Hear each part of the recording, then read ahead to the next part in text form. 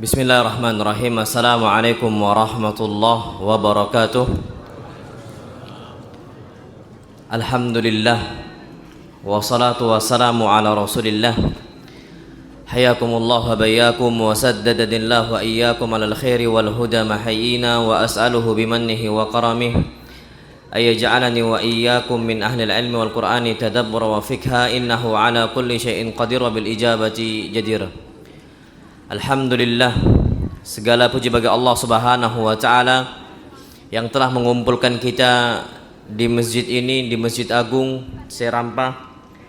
Dan ana bersyukur kepada Allah Azza wa Jal, kemudian kepada para panitia seluruhnya yang telah terlibat. Mudah-mudahan Allah Subhanahu wa taala membalas segala kebaikan antum, jazakumullah khairal jaza. Dan ini akhir acara atau pertemuan kita untuk saat ini. Wa illa ana besok sudah harus berangkat lagi kembali ke Prabu Muli, ke Sumsel. Tema kali ini adalah hidayah ditunggu atau dijemput. Banyak banget gitu ya, manusia itu terjerumus dalam sebuah kelalaian. Mereka itu tidak mau berubah. Mereka itu tidak mau untuk kembali kepada Allah Azza wa Jal, dan bahkan pasif, seolah-olah hidayah adalah sesuatu hal yang jatuh dari langit tanpa dituntut untuk berusaha. Padahal kita perlu tahu yang namanya hidayah Allah Subhanahu wa taala itu ada dua arah. Yang pertama, hidayah itu murni karunia dari Allah yang kita sebut dengan al-minnah. Banyak mereka-mereka yang betul dapat hidayah Allah dengan kehendak Allah, tanpa usaha banyak dari dia, dan ternyata menjadi orang atau masuk ke dalam agama Islam, dan bahkan menjadi umat yang terbaik dari agama Islam. Ana ambil contoh kasus Hamzah ibn Abdul Muttalib. Hamzah ini masuk Islamnya tanpa ada effort besar, dan masuk Islamnya kalau mau dibilang itu bukan kehendak Hamzah awalnya. Ketika itu Hamzah ibn Abdul Muttalib itu habis berburu, dan antum tahu apa yang diburu Hamzah? Kana yastadul usud. Hamzah ibn Abdul Muttalib itu berburu singa. Kalau kita burunya buru apa? Burung. Hamzah buru apa? Singa. Yastadul usud. Dan itu ternyata tidak memakai senjata yang banyak kecuali tombak doang. Cuman tombak. Kembalilah Hamzah ibn Abdul Muttalib dari apa? Dari padang pasir kembali ke Mekah. Ketika hendak kembali, dikabarkan bahwasanya Abu Jahal la'natullah alaih itu menghinakan Nabi sallallahu alaihi wasallam, merendahkan Nabi sallallahu alaihi wasallam sampai melempar batu di wajah Nabi. Fashajjahu fi ra'si. Maka Nabi sallallahu alaihi wasallam kepalanya sampai luka. Ini Hamzah ibn Abdul Muttalib saking kesalnya dia datang langsung ke rumahnya Abu Jahal. Ketika datang, Hamzah ketuk pintu rumahnya Abu Jahal, keluar. Fadarabahu, langsung dipukul oleh Hamzah ibn Abdul Muttalib si Abu Jahal. Faqala la tashtumhu fa inni ala millatihi wa dinihi. Jangan sekali-kali habis ini engkau wahai Abu Jahal hinakan si Muhammad, karena saya di atas agamanya dan saya di atas syariatnya. Habis itu ketika itu orang-orang Quraisy pun mau membela Abu Jahal. Apa kata Abu Jahal? Da'hu, tinggalkan dia, tinggalkan saya. Fa inni sababtu Muhammadan, karena aku celah Muhammad sallallahu alaihi wasallam sabban qabiha, dengan celaan yang betul-betul tidak terpuji, celaan betul-betul hina, betul-betul hina. Akhirnya ketika itu Hamzah pulang. Ketika pulang baru dia bingung. Dan antum tahu ada satu sikap dulu di jahiliyah yang masih terpuji. Apa? Berani bertanggung jawab atas apa yang dia ucapkan. Di sikap jahiliyah itu banyak keburukan, tapi ada sikap yang terpuji di mereka, itu al-wafa. Mereka ini akan menepati atau bertanggung jawab atas apa yang mereka ucapkan. Ketika itu dia bingung, gimana tadi saya ngomong wa ana ala dinihi wa millati, aku di atas agamanya dan di atas syariatnya. Siapa? Muhammad sallallahu alaihi wasallam. Berarti mau nggak mau harus masuk apa? Islam. Biar nggak dikatakan kadzab, pendusta. Datanglah ke Nabi sallallahu alaihi wasallam dan Nabi doakan masuk Islam, dan kemudian apa? Islam semakin kuat. Ini arah yang pertama. Memang hidayah itu hak mutlak milik Allah Azza wa Jalla. Ini yang kita sebutkan dengan al-minnah. Bukan berarti kalau gitu kita tunggu, enggak. Karena memang Allah sang pemberi hidayah al-hadi memerintahkan kita agar kita nuntut hidayah itu, agar kita cari hidayah itu. Jangan sampai berpangku tangan. Yang kita sebut dengan mujahadah, serius mencari apa? Hidayah. Dan kita tidak akan bisa berubah kecuali dengan usaha kita sebabnya. Maka ketika kita berusaha, Allah Subhanahu wa taala akan merubah kita yang awalnya buruk menjadi apa? Menjadi baik. Dan insya Allah Subhanahu wa taala di kesempatan kali ini kita akan membahas tentang hidayah Allah. Bagaimana sih hakikatnya? Yang pertama disebutkan yang namanya hidayah itu hak mutlak milik Allah Subhanahu wa taala. Disebutkan dalam sebuah ayat, Allah berfirman, fa innallah yudillu may yasha. Sesungguhnya Allah menyesatkan siapa saja yang Allah kehendaki. Wa yahdi may yasha. Dan Allah kasih hidayah untuk orang yang Allah kehendaki. Gimana pun kita ingin mendapatkan hidayah, ketika Allah Subhanahu wa taala tidak inginkan, nggak akan bisa. Makanya setiap waktu, setiap sholat dan setiap rakaatnya yang kita ucapkan ihdinas siratal mustaqim. Karena siapa yang jamin orang di atas hidayah bakal istiqomah di atas hidayah? Banyak orang lepas, wallahi banyak orang yang lepas. Mereka yang sudah kenal sunnah Nabi kita Muhammad SAW, mereka yang sudah tahu kenal dengan Nabi kita Muhammad SAW, mereka yang sudah kenal dengan Allah Azza wa Jal. Antum yakin bahwasanya kita istiqomah di atas sunnah? Nggak ada yang jamin. Wallahil azim, surga nggak dijamin untuk kita, hidayah nggak dijamin untuk kita. Semua itu biadillah. Maka hatta kita sudah taat saat ini, walillahil hamdu wal minnah, kita diperintahkan untuk terus minta, karena memang milik Allah Subhanahu wa taala. Makanya disebutkan dalam sebuah hadis, Nabi kita Muhammad SAW mengatakan, wa may yudlilillahu fala hadiyalah. Barang siapa yang Allah jadikan dia menyimpang, maka tidak akan lagi ada yang bisa memberikan dia petunjuk. Gak akan bisa. Mau gimana pun kita nasihatin dia, 1000 doktor pun mental, gak akan diterima. Sebagus-bagusnya ustadz menyampaikan materi, retorika dengan cara yang terbaiknya, kapan Allah Subhanahu wa taala tidak inginkan hidayah untuk dia, gak akan bisa. Makanya ini memang hak mutlak milik Allah Azza wa Jalla. Kita minta kepada Allah. Dan antum tahu ada sebuah ayat ini renungan bagi untuk kita semua. Apa Allah firmankan? Fatazilla qadamun ba'da thubutiha. Betapa banyak kaki-kaki yang awalnya kokoh ternyata kepleset. Ba'da thubutiha. Setelah kaki ini apa? Kokoh sekokoh-kokohnya. Banyak yang terpleset. Makanya ada sebuah doa, dan ini doa yang perlu kita jaga setiap waktu. Dan doa ini jangan sampai kita tinggalkan. Apa Allah firmankan dalam Al-Quran Karim? Terdapat dalam Al-Quran. Rabbana la tuzigh qulubana ba'da idh hadaitana. Ya Allah, jangan jadikan hati kami menyimpang setelah Engkau berikan hidayah untuk kami. Karena memang banyak.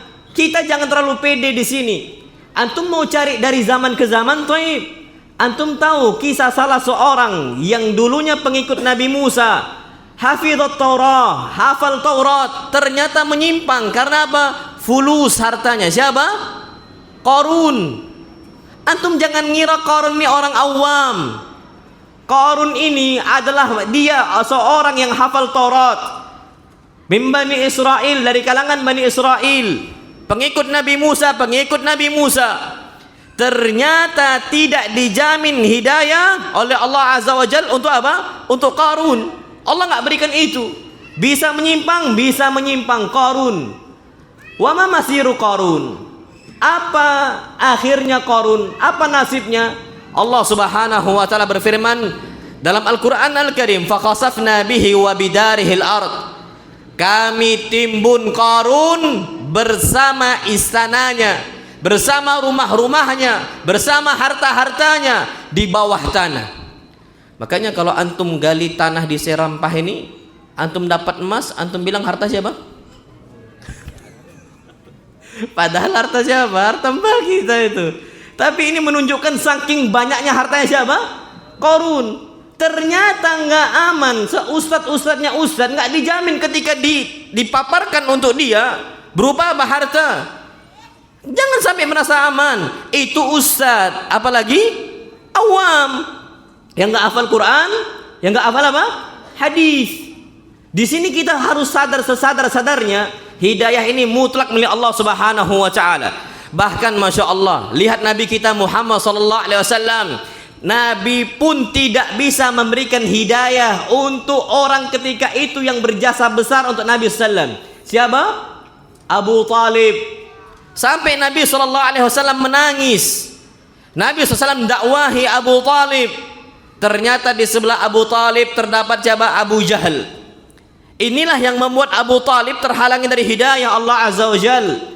Ada penghalang-penghalang hidayah, nanti di akhir akan anda bahas. Dan salah satunya tadi adanya Abu Jahal.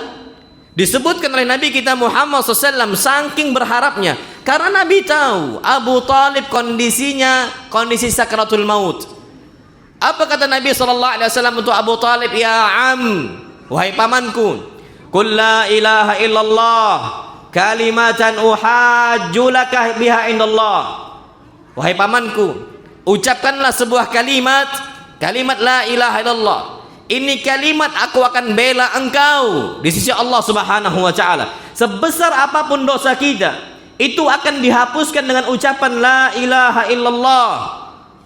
Ternyata sebelahnya ada seseorang bernama Abu Jahal. Apa kata Abu Jahal? Ya Abu Talib, atarghab an millati Abdul Muttalib? Apakah engkau benci terhadap agamanya Abdul Muttalib, bapak engkau sendiri? Bingung lagi Abu Talib. Nabi ulangi lagi, ya am qul la ilaha illallah. Katakanlah la ilaha illallah wahai pamanku. Ini sebuah kalimat yang aku akan bela engkau di sisi Allah Subhanahu wa taala. Ternyata di akhirnya muslim atau kafir? Kafir, non muslim. Meninggalnya di atas agamanya Abdul Muttalib. Nabi pun nggak mampu sallallahu alaihi wasallam. Ketika Nabi pun tidak mampu memberikan hidayah kepada kita, kenapa kita jamin diri kita seakan-akan hidayah ini akan terus datang untuk kita dan akan terus abadi untuk kita? La ya ikhwah, hidayah ini memang harus dituntut, harus dicari, harus dicari, karena Allah yang perintahkan, Allah yang perintahkan. Dan bahkan Masya Allah, ada beberapa kasus orang agama Islam, KTP-nya apa? Islam, tapi Allah nggak berikan hidayah Islam untuk dia. Wallah, banyak. Dan ini disebutkan dalam ucapan Ibn Mas'ud, nanti di akhir zaman akan banyak masahif, mushaf Al-Quran Al-Karim, itu banyak tulisannya akan tapi nggak pernah dibaca. Dan lihat kita saat ini, lihat awamnya, lihat yang sudah ngajinya, apakah mereka membaca Al-Quran? Hal qara'ul Quran? Apakah mereka membaca Al-Quran Al-Karim? Atau benar yang terjadi sebagaimana ucapan Ibn Mas'ud, Al-Quran itu ada, mushaf itu ada, tapi nggak pernah apa? Dibaca. Dan disebutkan oleh Ibn Mas'ud, masjid-masjidnya itu makmur, besar masjidnya, wahya kharban. Tapi masjid-masjidnya yang ada itu kharban minal huda, kopong dari hidayah. Masjid besar yang sholat nggak ada. Terjadi nggak saat ini? Terjadi. Makanya kita harus sadar betul, oh ternyata mau nggak mau hidayah ini perlu dijaga. Dikasih mushaf, dikasih masjid, itu pun banyak yang nggak jaga. Banyak yang nggak jaga, difasilitasi masjid, dikasih mushaf Al-Quran. Bahkan betapa banyak kaum muslimin yang mewakafkan Al-Quran Al-Karim. Ternyata Al-Quran yang diberikan untuk dia nggak bermanfaat bagi dia. Na'udzubillah summa na'udzubillah. Maka ada orang-orang hatta mereka KTP Islam, ternyata Allah nggak kasih hidayah. Maka Allah berfirman, afaman syarahallahu sadrahu lil Islam fahuwa ala nurim min rabbih. Maka orang-orang yang Allah berikan, Allah lapangkan dadanya untuk menerima agama Islam, Islam yang hakiki, Islam yang diyakini dengan hatinya, diucapkan dengan lisannya, diamalkan dengan perbuatannya. fahuwa ala nurim min rabbih, maka dia akan terus berjalan di atas cahayanya Allah Azza wa Jalla. Dia akan jaga hidayah itu, dia akan jaga hidayah itu. Jadi ala kulli di sini ayyuhal ikhwatul kiram, tanpa hidayah dari Allah Subhanahu wa taala manusia akan tersesat. Manusia enggak tahu arah. Kalau Allah tidak memberikan petunjuk untuk kita, kita enggak tahu arah. Sebagaimana dalam sebuah hadis qudsi, Allah berfirman, "Ya bani Adam, wahai anak Adam, sesungguhnya kalian itu adalah orang-orang yang tidak tahu arah. Illa man hadaituhu, kecuali yang aku kasih petunjuk untuk dia. Fastahduni ahdikum, maka minta hidayahlah kepada saya, aku akan kasih hidayah kepada kalian." Wallahil adzim, Pak, kalau seandainya Allah enggak kasih hidayah kepada kita, kita bingung mana jalan yang benar, mana jalan yang lurus. Dan bahkan mungkin na'udzubillah ada keraguan di hati kita tentang Allah Azza wa Jalla. Ada keraguan di hati kita tentang Nabi kita Muhammad sallallahu alaihi wasallam. Maka kata Allah, aku yang ngasih kalian petunjuk, fastahduni, mintalah hidayah kepada saya, ahdikum, aku akan kasih hidayah kepada kalian. Berarti mau enggak mau, kalau enggak ada petunjuk dari Allah, manusia enggak tahu arah. Dan bahkan Masya Allah Tabarakar Rahman, antum tahu lebah? Lebah ini kenapa bisa berangkat dia ke hutan-hutan? Kenapa dia bisa berangkat ke gunung-gunung? Atau kita kalau mau ngambil madu tuh dari lebah-lebah liar, itu kan ke hutan, ke gunung. Siapa yang ngasih arahan itu? Allah Subhanahu wa taala. Apa kata Allah? Wa auhayna ilan nahli an ittakhidhi minal jibali buyuta wa minal syajari wa mimma ya'rishun. Wahai lebah, kata Allah Azza wa Jalla, Allah kasih petunjuk, anittakhidhi minal jibal, jadikan gunung-gunung, jadikan hutan-hutan, buyutan, rumah-rumah bagi kalian. Akhirnya mereka berangkat semua ke sana, Masya Allah. Dan madu yang terbaik, madu hutan, madu liar atau madu peliharaan? Madu liar. Ini firman Allah Azza wa Jalla. Siapa yang ngarahkan? Allah. Allah tuh sayang. Allah tuh sayang dengan hamba-hambanya. Kalau seandainya Allah nggak ngasih petunjuk bagaimana merawat bayi, Hawa nggak akan bisa merawat bayinya. Siapa yang ngasih petunjuk? Allah Azza wa Jalla. Hawa nggak akan bisa merawat bayinya, nggak tahu cara melahirkannya. Dan hatta kita kalau seandainya kita lahiran seorang diri, para ummahatnya, para wanita ya, tanpa ada dokternya, tanpa ada bidannya, tanpa ada suaminya, apa perasaannya? Siapa yang memberikan petunjuk untuk Maryam alaihissalam agar Maryam makan rutab, kurma basah? Wallahil adzim, Maryam adalah seorang wanita yang diusir, wanita yang terhinakan di saat itu, dihinakan oleh kaumnya. Wa illa Maryam adalah wanita yang mulia dan dimuliakan oleh Allah Azza wa Jalla, tahirah mutahharah, wanita yang suci dan disucikan oleh Allah Subhanahu wa taala. Dari mana Maryam tahu bisa lahiran sendiri? Makanan apa yang kuat untuk Maryam ketika itu? Siapa yang ngasih petunjuk? Allah Subhanahu wa taala. Apa kata Allah Subhanahu wa taala? Wa huzi ilaiki bi jid'in nakhlah. Wahai Maryam, gerakkanlah pohon kurma. Kalau antum sudah pernah berangkat umrah, kita rame-rame pun tidak akan bisa merobohkan atau menggoyangkan pohon kurma. Goyang pun nggak akan bisa goyang. Apalagi yang menggoyangkannya adalah salah seorang wanita yang dia itu lemah. 9 bulan dia hamil, mengandung siapa? Isa ibn Maryam. Kondisi lemah. Ternyata yang ngasih petunjuk dan membantu Maryam siapa? Allah Azza wa Jalla. Kalau bukan karena rahmat Allah Subhanahu wa taala, Maryam nggak tahu arah. Kemana Maryam itu bisa, bagaimana Maryam itu bisa melahirkan? Yang ngasih tahu adalah siapa? Allah Subhanahu wa taala. Ada perasaan feeling di hatinya Maryam.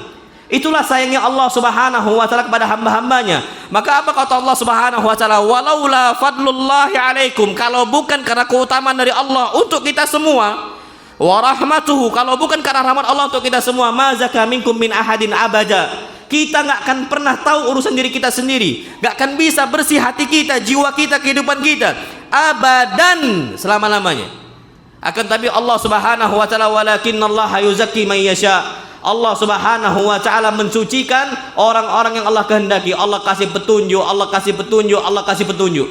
Kalau bukan karena petunjuk dari Allah Subhanahu wa taala, kita nggak tahu arah ya ikhwah. Maka kita harus tuntut, akan tapi itu mutlak milik siapa? Milik Allah Subhanahu wa taala. Makanya Allah berfirman dalam Al-Qur'an Al-Karim, "Walladzina jahadu fina." Orang-orang yang bersungguh-sungguh di jalan kami, lanahdiyannahum subulana. Akan kami berikan untuknya jalan-jalan kami. Allah mudahkan, Allah mudahkan. Syaratnya harus mujahadah. Antum kalau mau menjadi orang tua yang bertanggung jawab, seorang bapak yang menjadi qudwah, maka apa? Berusaha sungguh-sungguh dekat dengan anak. Kalau antum ingin diikuti oleh istrinya, istri tunduk kepada kita semua selaku apa? Selaku pemimpin rumah tangga, maka kita harus berusaha cari tahu bagaimana mendidik keluarga kita, bagaimana mendidik anak-anak kita. Sekarang betapa banyak anak-anak kaum muslimin di luaran sana nggak tahu arah mereka. Wal'iyadzubillah, mereka narkoba, anak kaum muslimin. Itu bukan non muslim, anak kaum muslimin. Antum tahu perasaan abahnya? Anak kaum muslimin yang mereka terjangkit dengan rokoknya, yang mereka terjangkit dengan vape-nya, yang mereka terjangkit dengan zinanya. Itu kenapa? Karena mereka kehilangan arah. Kalau kita mau didik anak kita dengan sebaik mungkin, istri kita sebaik mungkin, kita yang berusaha. Kita cari tahu bagaimana menjadi bapak-bapak yang saleh, bapak yang bertanggung jawab. Sekarang banyak, na'udzubillah, para laki-laki itu lepas tangan, na'udzubillah. Dia hanya menyibukkan untuk apa? Mencari maisha. Bagaimana istrinya bisa makan, bagaimana anaknya bisa makan. Kalau itu tujuan kita menikah, aib bagi kita. Wallahil adzim, yang ngasih makan untuk istri kita dijamin oleh Allah Subhanahu wa taala. Kita berusaha, tapi itu semua udah dijamin oleh Allah. Antum tahu masa Covid, masa susah-susahnya kita, ekonomi hancur-hancurnya kita, masa itu bisa kita lewatkan. Anak kita bisa makan, istri kita bisa makan. Kalau urusan rezeki, naam kita berusaha, tapi itu semua sudah dijamin oleh Allah. Allah berfirman, "Wa ma min dabbatin fil ardi illa 'alallahi rizquha." Tidak ada satupun makhluk yang berjalan di atas muka bumi Allah Azza wa Jal kecuali itu menjadi tanggung jawab Allah. Allah yang kasih rezeki. Tapi kalau hidayah untuk istri kita, untuk anak kita, untuk diri kita, tidak ada jaminan sama sekali. Wallahil adzim, enggak ada jaminan sama sekali. Kita bukan para sahabat yang dijamin oleh Allah Azza wa Jal. Kita bukan 10 sahabat yang dijamin oleh Rasulullah sallallahu alaihi wasallam. Kita bukan Abu Bakarnya, bukan Umarnya, bukan Utsmannya, bukan Alinya. Berarti mau nggak mau kita harus berusaha. Maka kalau kita sudah berusaha, lanahdiyannahum subulana. Kami akan berikan petunjuk untuk dia menuju jalan-jalan kami. Dimudahkan oleh Allah Subhanahu wa taala. Dan dengan cara apa kita menuntut hidayah Allah, mencari hidayah Allah? Para ulama membuat beberapa sebab yang kita bisa mencari hidayah Allah Subhanahu wa taala. Yang pertama adalah dengan cara kita menuntut ilmu. Makanya Pak, ibu-ibu, tolong jangan sampai malas kajian. Jangan sampai malas kajian. Karena dengan cara itu kita bisa bertahan di atas hidayah Allah Azza wa Jalla. Tidak usah jauh-jauh, Masya Allah ya. Betapa banyak para laki-laki dan para wanita lepas dari hidayah, sebabnya lepas dari kajian. Mereka futur nggak nampak lagi, awalnya dia meremehkan kajian itu. Kalau antum mau bertahan di atas hidayah Allah Azza wa Jal, luzumul masjid. Sering-sering ke masjid, belajar menuntut ilmu. Kenapa? Isya jam berapa kita di sini? Anak takut lewat, soalnya Masjid Agung ini. 19.22 ya. Ingatkan anak ya kalau anak takutnya kelewatan. Ingatkan anak kalau anak kelewatan. Nanti langsung anak stop. Antum tahu ada sebuah hadis tentang masalah menuntut ilmu. Disebutkan Nabi SAW lagi kajian seperti ini. Kayak kita sekarang lagi kajian. Tiba-tiba ada 3 orang. 3 orang nih. 3 orang ini disebutkan oleh Nabi SAW di kajian itu. Apa kata beliau? Amal awal fa'awa ilallah fa'awahullah. Orang yang pertama dia langsung mencari saf yang pertama, duduk depan Nabi SAW. Fa'awahullah, maka Allah akan naungin dia. Wa amma tsani, adapun orang yang kedua, fasahya Allahu minhu, dia malu-malu, nggak mau ke depan padahal masih kosong. Kalau ini kan udah agak rapat, oke lah. Tapi yang kedua, dia malu-malu, maka Allah pun malu-malu dari dia. Rugi kita, Pak. Wallahi rugi. Tapi ada yang jauh lebih rugi. Yang ketiga, apa kata Nabi SAW? Fa'aradallahu anhu. Dia berpaling dari kajian, maka Allah berpaling dari dia. Makanya kalau antum mau tahu antum sudah futur atau tidak, antum sudah jauh dari hidayah atau tidak, lihat kajiannya. Kalau kajian-kajian itu kita tidak datang, yang ana takutkan kita dijauhkan dari Allah Subhanahu wa taala. Itu barometernya, itu alamatnya, tandanya yang kita bisa tahu. Makanya Pak, lihat sekarang, antum ingat nggak dulu zaman Covid semua masjid apa? Ditutup.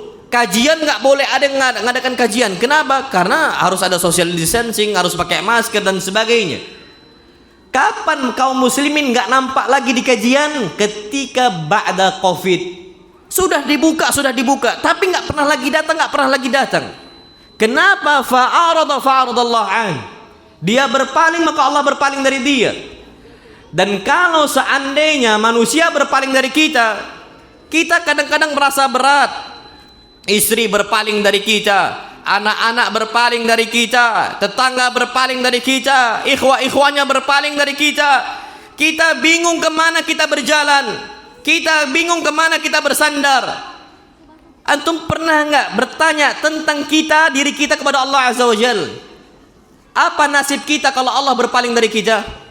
Wajar mungkin hidup kita susah, disulitkan oleh Allah Azza wa Jal, disusahkan oleh Allah Subhanahu wa taala. Kenapa? Karena kita yang menjauhkan diri kita dari hidayah kepada Allah Subhanahu wa taala. Maka dari itu Allah disebutkan dalam sebuah hadis Nabi kita Muhammad sallallahu alaihi wasallam bersabda, "Man yuridillahu bihi khairan yufaqihu fid din." Barang siapa yang Allah inginkan dalam diri dia sebuah kebaikan, Allah jadikan dia faqih dalam urusan apa? Agama. Dan wallahi para ulama itu ma'ruf bagaimana mereka menjaga hidayah Allah Subhanahu wa taala. Pak, Bu, qasaman billah, demi Allah Subhanahu wa taala, jalan menuntut ilmu itu berat. Jalan menuntut ilmu itu berat, tapi lebih mending berat di dunia sebelum berat di mana? Di akhirat. Kita tahu apa yang terjadi pada Bukhari, Al-Imam Al-Bukhari. Beliau dimusuhi, beliau diiri dengkikan, banyak yang hasad kepada beliau, banyak sampai diusir sana, diusir sini, diusir sana, diusir sini. Tapi bagi Al-Imam Al-Bukhari rahimahullah itu tidak ada masalah. Selama Al-Imam Al-Bukhari di atas jalan ilmu, dia bisa berbahagia. Tapi dihinakan. Al-Imam Al-Bukhari sampai diusir dari Nisabur, diusir dari Khurasan. Kemana Al-Bukhari kabur? Imam Bukhari cuman berjalan kaki, nggak tahu kemana arahnya. Ketika Imam Bukhari singgah di sebuah tempat, ternyata dikompori juga, dihasut. Untuk apa? Pemerintah ketika itu. Ketika Bukhari di situ, usir dia, usir lagi, terusir lagi. Sampai apa kata Al-Bukhari rahimahullah dalam kondisi menangis?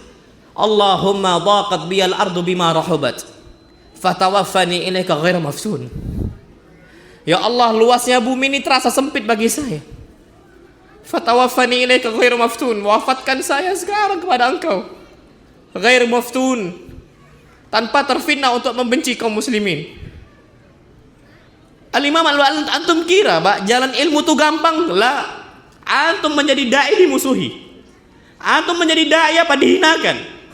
Yang luas bumi bagi kita serasa apa? Sempit. Itu Al-Bukhari. Al-Bukhari datang ke Khurasan pertama kali, itu Bukhari disawer dengan dinar dan juga dirhamnya. Al-Bukhari rahimahullah. Tapi jalan ilmu itu berat. Tapi apa yang terjadi pada Bukhari? Dia tidak pernah membenci kaum muslimin. Dia tidak pernah membenci satupun kaum muslimin, hatta da'i-da'inya, hatta al-hadisnya. Al-Bukhari cuma mengatakan fatawaffani ilaika ghairu maftun. Kemana Bukhari mau bersandar kecuali kepada Allah Azza wa Jal? Allahus Samad. Allah tumpuan bagi Bukhari. Allah tumpuan bagi kita. Antum kira jalan ilmu ini susah? Tapi apa balasan yang didapatkan oleh Bukhari? Khitamuhu misk wa fi dzalika falyatanafasil mutanafisun. Khitamnya baik, husnul khatimah al-Bukhari. Meninggal dalam kondisi salatnya al-Bukhari rahimahullah. Di akhir hayatnya beribadah kepada Allah Subhanahu wa taala. Allah ambil nyawanya. Irji'i ila rabbiki radiyatan mardiyah. Kembalilah kepada Allah Subhanahu wa taala dalam kondisi engkau ridho kepada Allah dan engkau diridhai oleh Allah Subhanahu wa taala. Dan mereka-mereka yang mencela Bukhari, mana nama-nama mereka? Mana nama-nama mereka yang mencela Al-Bukhari rahimahullah? Dan sekarang orang yang tahu itu cuman Bukhari rahimahullah. Dan bahkan disebut oleh para ulama asahul kutub ba'da kitabillah Sahihul Bukhari. Kitab yang paling sahih setelah kitabullah apa? Sahihul Bukhari. Walaupun ujiannya berat bagi Bukhari, selama Bukhari di atas ilmu, di atas sunnah Nabi kita Muhammad SAW, hidayah itu terus dijaga. Makanya lihat bagaimana ujian yang Nabi terima. Ujian Nabi ujian yang berat, tapi kenapa dijaga oleh Allah Subhanahu wa taala? Karena Nabi di atas ilmu. Nabi nggak pernah lepas dari ilmunya. Nabi dari kecil diuji oleh Allah, dan ujian Nabi itu berat, dan kita nggak pernah merasakan ujian Nabi SAW. Nabi diuji dalam kondisi yatim, tidak memiliki bapak. Nabi lahir dalam kondisi ayahnya sudah wafat, sallallahu alaihi wasallam. Kemudian diasuh oleh ibunya, dan ternyata masa bersama ibunya masa yang nggak lama, karena Nabi kita Muhammad SAW dijauhkan, dipaksa ujian dari Allah Azza wa Jal. Nabi kita Muhammad SAW itu dibawa ke kabilah Bani Sa'ad, disusui di sana oleh Halimah Sa'diyah, pisah dari ibunya, dari Aminah, masya Allah. Kemudian terjadilah sebuah kasus besar. Halimah Sa'diyah takut, khawatir dikembalikan kepada ummahnya, dikembalikan kepada ibunya. Nggak lama setelah itu kembali kepada kepakuan ibunya. Ibunya meninggal lagi. Nabi SAW masih kecil, Nabi SAW masih apa belia. Ketika ibunya meninggal, diuruslah oleh kakeknya. Kakeknya meninggal juga. Umur Nabi masih kecil. Ujian apa yang diterima oleh kita sehingga kita ngeluh? Tapi Nabi kenapa bisa bersabar? Kenapa Nabi terus di atas hidayah Allah Azza wa Jal? Karena Nabi SAW diberikan petunjuk oleh Allah Subhanahu wa taala, diasuh oleh pamannya. Dan ternyata ketika Nabi sudah besar, nikah dengan wanita yang paling dia cintai, radhiyallahu taala anha, dapat Khadijah. Tapi di tahun yang sama, Abu Talib yang membela dakwah Nabi kita Muhammad SAW, yang menjaga nyawa Nabi kita Muhammad SAW, Nabi hampir dibunuh. Yang bela siapa? Abu Talib. Besar jasa baik Abu Talib walaupun meninggal di atas agama non-Islam. Ternyata ketika itu di tahun yang sama Allah wafatkan dua-duanya. Pertama pamannya, yang kedua istrinya, kekasihnya sallallahu alaihi wasallam, di tahun yang sama. Dan bahkan pernah Khadijah itu disebutkan oleh Nabi kita Muhammad sallallahu alaihi wasallam, bagaimana mungkin aku nggak bisa nyebutkan nama Khadijah, sedangkan dia wawasat ni bimaliha, dia yang ngasih saya harta. Di saat itu semua manusia nahan hartanya dari saya. Dia yang bantu dakwah saya. Gimana mungkin saya nggak boleh nyebut nama Khadijah? Di tahun yang sama Abu Talib diambil dan juga Khadijah diambil. Apakah Nabi kita Muhammad SAW jauh dari Allah? La. Dijaga oleh Allah Subhanahu wa taala di atas ilmunya. Nabi SAW memiliki 6 anaknya. Ada di situ ada Al-Qasim, di situ ada Abdullah, di situ ada Ibrahim, ada Ummu Kulthum, ada Ruqayyah, ada Fatimah. Semuanya meninggal. Kita kalau diambil satu nyawa anak kita saja, kita nggak akan siap. Diambil satu nyawa anak kita, kita nggak akan siap. Dan semua anak Nabi diambil ketika mereka masih kecil. Dan kita tahu pak sayangnya bapak dengan anaknya itu ketika anaknya masih kecil. Itu waktu yang paling sayang seorang bapak kepada apa? Anaknya. Semua diambil oleh Allah Azza wa Jalla. Tapi kenapa Nabi nggak stres? Kenapa Nabi SAW nggak rusak jiwanya? Nabi sedih, Nabi sedih. Karena Nabi di atas ilmu dari Allah Azza wa Jalla. Nabi tahu bagaimana menyikapi itu. Nabi SAW cuma mengatakan inna lillah wa inna ilaihi raji'un. Kami ini milik Allah dan kami akan kembali kepada Allah azza wajalla. Inna lillahi ma a'ta wa lahu ma akhadh. Milik Allah apa yang Allah kasih dan milik Allah apa yang Allah ambil. Dan kami enggak akan mengucapkan kecuali apa yang diridhai oleh Rabb kami. Nabi SAW di atas ilmu. Makanya ketika itu ujian di kita, mungkin kita akan jauh dari Allah azza wajalla. Tapi kenapa Nabi bisa bertahan atas hidayah? Karena Nabi kita Muhammad SAW tahu ilmunya, tahu menyikapinya, tahu caranya. Makanya orang-orang yang berada di atas hidayah Allah Subhanahu wa taala, sebabnya kenapa bisa permanen walaupun ujian itu berat, disebutkan oleh para ulama karena kita di atas ilmu dari Allah Subhanahu wa taala. Baik, Isya. Ba'da Isya sampai jam berapa kita panitia afwan Ustaz? Jam 9 ya, baik. Ayo. Baik, ini kita cukupkan sampai sini insyaallah Subhanahu wa taala. Kita lanjutkan nanti ba'dal Isya. Aqulu ma tasma'un astaghfirullah li wa lakum wa lisa'il muslimin min kulli dhanbin fastaghfiru innahu huwal ghafurur rahim. Assalamualaikum warahmatullahi wabarakatuh. Baik, bismillahirrahmanirrahim. Assalamualaikum warahmatullahi wabarakatuh. Alhamdulillah wassalatu wassalamu ala Rasulillah. Kita lanjutkan lagi kajian kita. Jadi kalau seandainya kita mau mencari hidayahnya Allah Azza wa Jalla atau mempertahankan hidayah Allah, itu usahakan dengan apa? Ilmu. Karena ilmu ini penting. Ana ambil contoh tadi, ana sudah cerita tentang Qarun yang dia itu jauh dari hidayah Allah Subhanahu wa taala karena dunia. Karena memang dunia ini ngeri.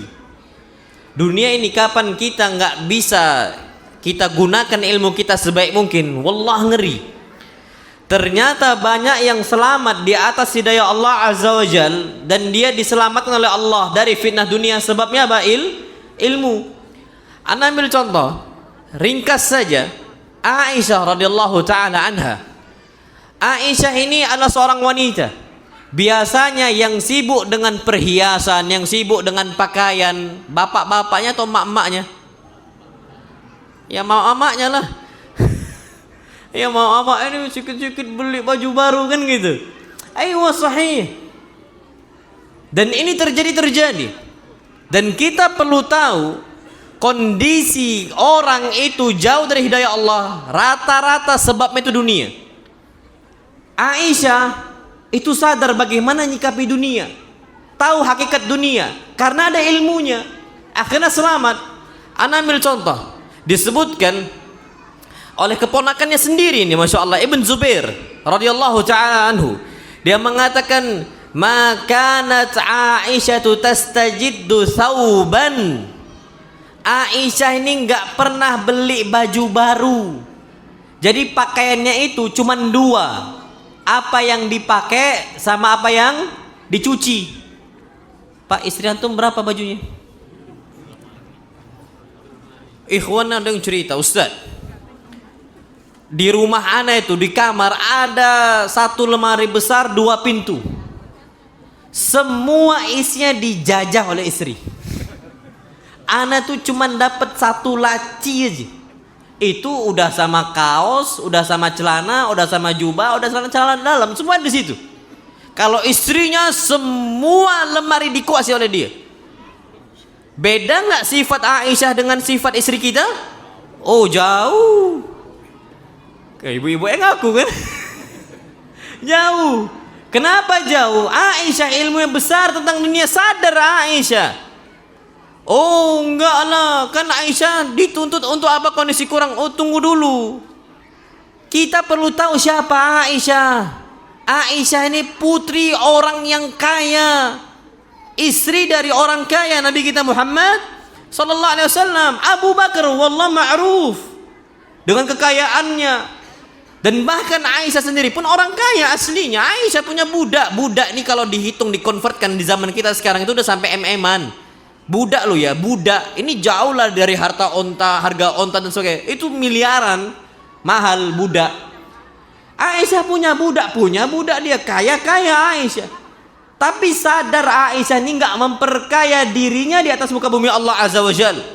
Maka tasajiddu thawban, kata Ibn Zubair, nggak pernah pakai baju baru. Sampai kapan Aisyah punya baju baru? Hatta turaqqi'uhu wa tunakkisahu. Hatta turaqqi'uhu wa tunakkisahu.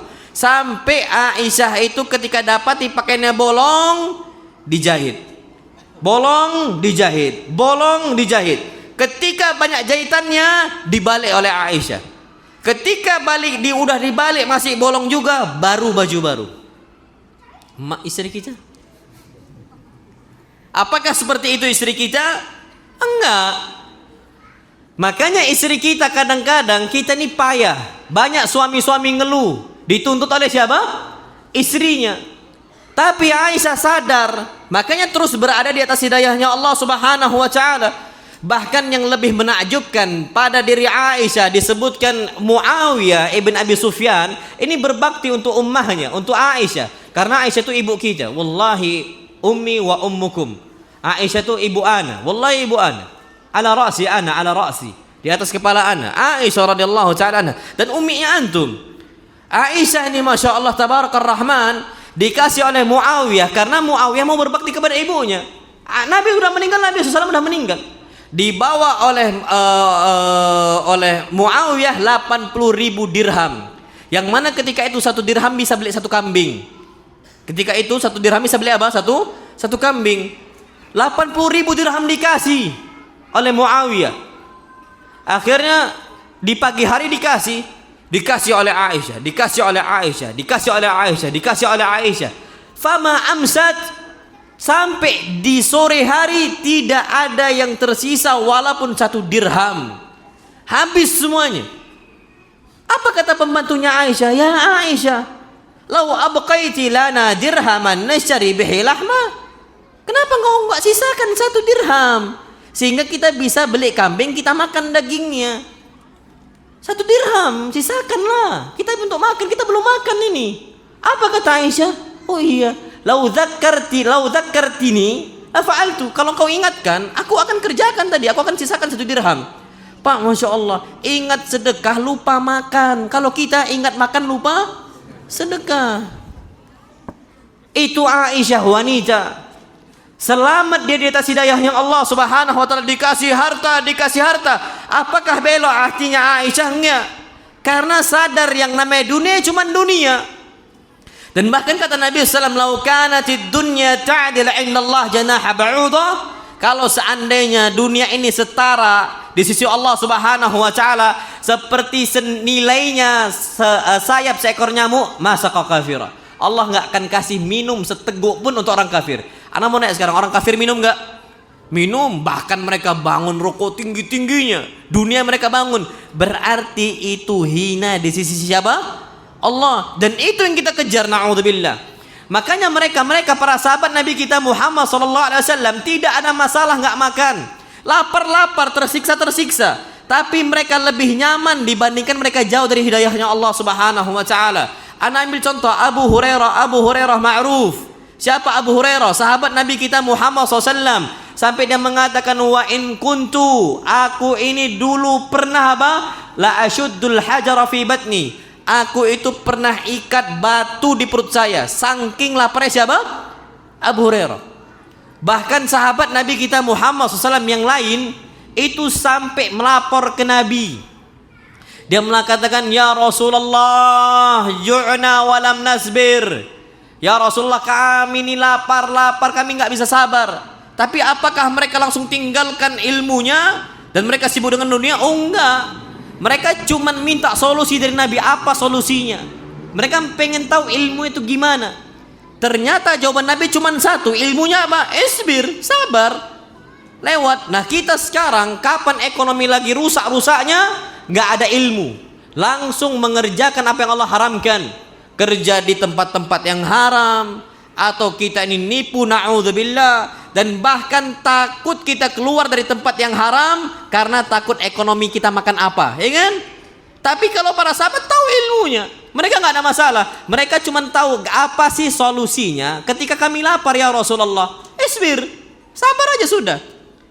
Akhirnya ketika pulang masih lapar. Balik lagi ke Rasul, ya Rasulullah ini lapar. Sabar, pulang lagi sampai yang ketiga nggak bisa. Dibuka bajunya, ya Rasulullah ini batu saya ikat karena lapar. 1 batu diikat sama dia. Rasul cuman diam. Rasul buka bajunya, ada 2 batu. Berarti siapa yang lebih lapar? Rasul. Engkau 1 batu, saya 2 batu. Siapa yang lebih lapar? Rasul SAW. Tapi apakah mereka akan jauh dari Allah? Oh enggak. Sekarang betapa banyak mereka ini ketika ekonomi sulit, jauh dari hidayah Allah Subhanahu wa ta'ala. Mereka berdagang sampai lupa waktunya. Zuhurnya mereka tinggalkan, asarnya mereka tinggalkan. Bahkan banyak yang tidak mau menuntut ilmu sebabnya masih dagang, masih jualan. Banyak, wallahi banyak ya ikhwah. Enggak sabar. Abu Hurairah ngerti itu. Akhirnya Abu Hurairah tetap menjadi ashabus suffah. Ashabus suffah ini adalah mereka-mereka yang tinggalnya di mana? Masjid. La ma'walahum wala mal wala ahl. Mereka enggak ada harta, mereka enggak ada tempat bernaung kecuali masjid. Dan mereka enggak ada keluarga. Termasuk Abu Hurairah. Tapi Abu Hurairah bisa bersabar karena ada ilmunya menyikapi itu gimana. Dan Masya Allah ada sebuah hadis ini ajib banget Mbak, Masya Allah. Hadisnya wallah hadis ajib tentang masalah ekonomi kita lagi susah-susahnya. Abu Hurairah itu pernah lagi lapar-laparnya. Bahkan Abu Hurairah cerita, aku itu pernah sampai kesurupan. Kayak dikira kesurupan. Wa in kuntu la akhirru ma baina baiti Rasulullah sallallahu wa mimbarihi. Aku pernah sampai jatuh kejang-kejang itu di antara mimbarnya Rasul sampai rumahnya Rasul. Orang ngira saya kesurupan, mau diruqyah. Apa kata Abu Hurairah? La innahu minal ju'. Bukan diruqyah, kasih makan. Innahu minal ju'. Saya ini lapar. Itu sampai kejang, Mbak. Ada orang kapan udah lemes itu sakit dia. Sakit. Aku nih sakit, butuh gizi makan. Tapi dia apain? Diruqyah, la innahu minal ju'. Kasih aku makan, aku lapar. Itu kejadian sama Abu Hurairah. Tapi Masya Allah Pak ya, akhirnya Abu Hurairah dikasih makan, tapi tetap milih untuk di atas ilmu. Gak mau keluar dari kawan-kawan ashabus suffah, gak mau Abu Hurairah sampai wafat, sampai Nabi meninggal SAW. Itu Abu Hurairah sabar atas ilmunya, makanya selamat Abu Hurairah. Padahal Abu Hurairah nih bukan orang as-sabiqunal awwalun, bukan orang-orang pertama masuk apa? Islam. Siapa? Tahun berapa Abu Hurairah masuk Islam? Ada hadiah nggak? Ustaz panitia? Maaf ya, nggak ada. Tapi siapa yang tahu? Fadhal. Tahun keberapa? Kapan? Tahun berapa, Pak? Tahun ke-5, bukan ke tahun ke-8, bukan. Sebelumnya, tahun ke-7 Hijriah. Dan itu termasuk apa? Mutaakhir, termasuk yang terlambat. Nabi SAW beberapa tahun setelahnya Nabi meninggal SAW, tapi menjadi sahabat yang paling banyak apa? Ngafal hadis. Kenapa? Karena bisa menyikapi dunia. Bukan itu tujuan untuk hidupnya Abu Hurairah. Makanya bertahan atas hidayah. Padahal ekonomi susah. Sampai yang paling kondisi susah tuh Masya Allah. Tabarakar Rahman. Abu Hurairah tuh butuh makan. Lagi butuh-butuhnya makan. Sampai Abu Hurairah tuh cari sebuah jalan yang dilalui banyak orang. Jadi di masjid itu di luarnya ada satu jalan yang semua orang ke sana. Kayak kita nih Pak, dari semua penjuru jalan pintu kita, jalan mana yang paling dilewati, yang paling banyak? Antara situ atau situ? Sana kan kayaknya. Disitulah Abu Hurairah tegak. Tujuannya apa? Tujuannya untuk minta makan. Tapi nggak ngemis. Ada caranya. Ada ilmunya Abu Hurairah. Masya Allah. Famarra bi Abu Bakar, lewatlah untuk saya Abu Bakar. Siapa yang lewat pertama? Abu Bakar. Enggak mau ngemis. Fasa'altuhu an ayatin min kitabillahi la as'aluhu illa liyastadbi'an. Ini yang sering ana sampaikan karena ekonomi dulu tuh pernah rusaknya. Dan bahkan banyak ikhwah-ikhwah jauh dari hidayah ketika ekonomi lagi apa? Susah-susahnya. Ini Abu Hurairah, perhatikan Mbak. Aku akhirnya dilewati oleh Abu Bakar. Abu Bakar lewat untuk saya. Aku tanyakan kepada Abu Bakar tentang satu ayat dari ayat-ayat Allah. Tujuannya bukan karena aku nggak tahu. Aku tahu di mana itu turun. Aku tahu kapan itu turun. Untuk siapa itu turun. Tapi aku tanya agar berharap ditawarin makan oleh Abu Bakar. Ternyata dijawab semuanya. Abu Bakar katakan, udah ya, aku mau pulang. Lewat, Masya Allah. Nggak dapat tawaran apa? Makan. Kalau kita enak Pak, Ustadz lagi lapar, gimana tuh keberantum? Sehat. Cuma nanya gitu doang, Ustadz ayo makan Ustadz. Masya Allah. Enak banget. Abu Hurairah nggak dapat. Yang kedua lewat orang dermawan yang kedua. Para sahabat Nabi SAW siapa? Umar. Dia lakukan hal yang sama sebagaimana dilakukan untuk Abu Bakar. Ditanya tentang ayat Al-Quran Al-Karim, ternyata dijawab oleh Umar semuanya. Apa kata Umar? Sudah ya, aku mau pulang. Rasul dari tempat sholatnya Rasulullah melihat Abu Hurairah, Rasul tahu butuh makan ini orang. Akhirnya apa kata Nabi SAW? Ilhaq bi. Wahai Abu Hurairah, ini ketika Rasul lewat, Abu Hurairah mau nanya. Apa kata Nabi? Jangan nanya, ilhaq bi, ayo ikut makan. Apa? Ayo ikut makan, ilhaq bi. Ternyata Pak, Masya Allah Tabarakallah Rahman, ketika diajak makan, antum tahu ada faedah yang penting di situ. Ketika itu Abu Hurairah mendapati di rumah Nabi SAW itu ada susu. Nabi SAW ketika mendapati susu, Nabi tanya, ini susu hadiah atau sedekah? Kalau sedekah kan nggak boleh kan? Kalau hadiah apa? Boleh. Kata Aisyah, ya Rasulullah, ahdahu lana fulan. Itu dikasih kita nih hadiah oleh fulan. Oh berarti boleh untuk diminum. Senenglah Abu Hurairah, langsung mau apa? Minum. Ternyata apa kata Rasulullah SAW? Ya Aba Hurairah, ilhaq bi ahli suffah. Jangan duduk, panggil ashabu suffah. Panggil ashabu suffah? Iya, panggil ashabu suffah untuk minum susu ini. Masya Allah. Satu wadah ini Pak untuk 70 ashabu suffah. Cukup nggak kira-kira? Akhirnya apa kata Abu Hurairah? Mau nggak mau harus sami'na wa ta'na. Berangkat Pak, sami'na wa ta'na. Panggil ashabu suffah. Semua dipanggil sampai buat lingkaran mereka. Masya Allah. Ketika udah dipanggil semuanya, apa kata Nabi SAW? Ya Abu Hurairah, dipanggil. Senang Abu Hurairah, dikira disuruh untuk apa? Minum. Apa kata Nabi? Iskihim, engkau yang tuangkan susu ini untuk mereka. Masya Allah. Bukan Abu Hurairah yang disuruh minum, tapi disuruh untuk apa? Nuangin. Apa kata Abu Hurairah? Mau nggak mau sami'na wa ta'na. Ada kondisi berat-berat Pak, memang berat, tapi sami'na wa ta'na ini penting. Akhirnya dituangkan Pak, Masya Allah, satu persatu, sedikit. Yang penting cukup mereka semua. Sampai akhir masih ada sedikit, Masya Allah, yang tersisa sedikit aja.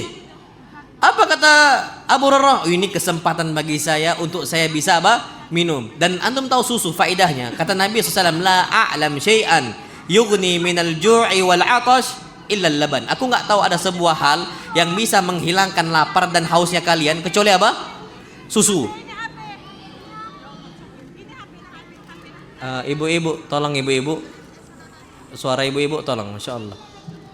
Anak kira suara HP anak sampai sini masuk suara, Masya Allah. Tapi ibu-ibu tolong. Baik. Kita kembali tema. Akhirnya ketika sisa tinggal sedikit, apa kata Abu Hurairah? Ini bagi saya untuk saya minum. Ketika Abu Hurairah mau minum, apa kata Nabi SAW? Hal nasitani, engkau lupakan saya? Saya belum minum. Gimana kau lupakan saya? Sudah, kata Abu Hurairah, nggak dapat pun nggak apa. Yang penting sami'na wa ta'na. Dikasih untuk Rasulullah. Ketika dikasih, apa yang terjadi Pak? Rasul minum sampai habis, langsung full susunya. Apa kata Nabi SAW? Ya Abu Hurairah, ishrab, engkau minum. Habiskan, kata Nabi SAW. Dihabiskan sampai habis, ngisi lagi. Ishrab ya Abu Hurairah, minum lagi. Jangan stop, diminum lagi. Ketiga kalinya, ngisi lagi.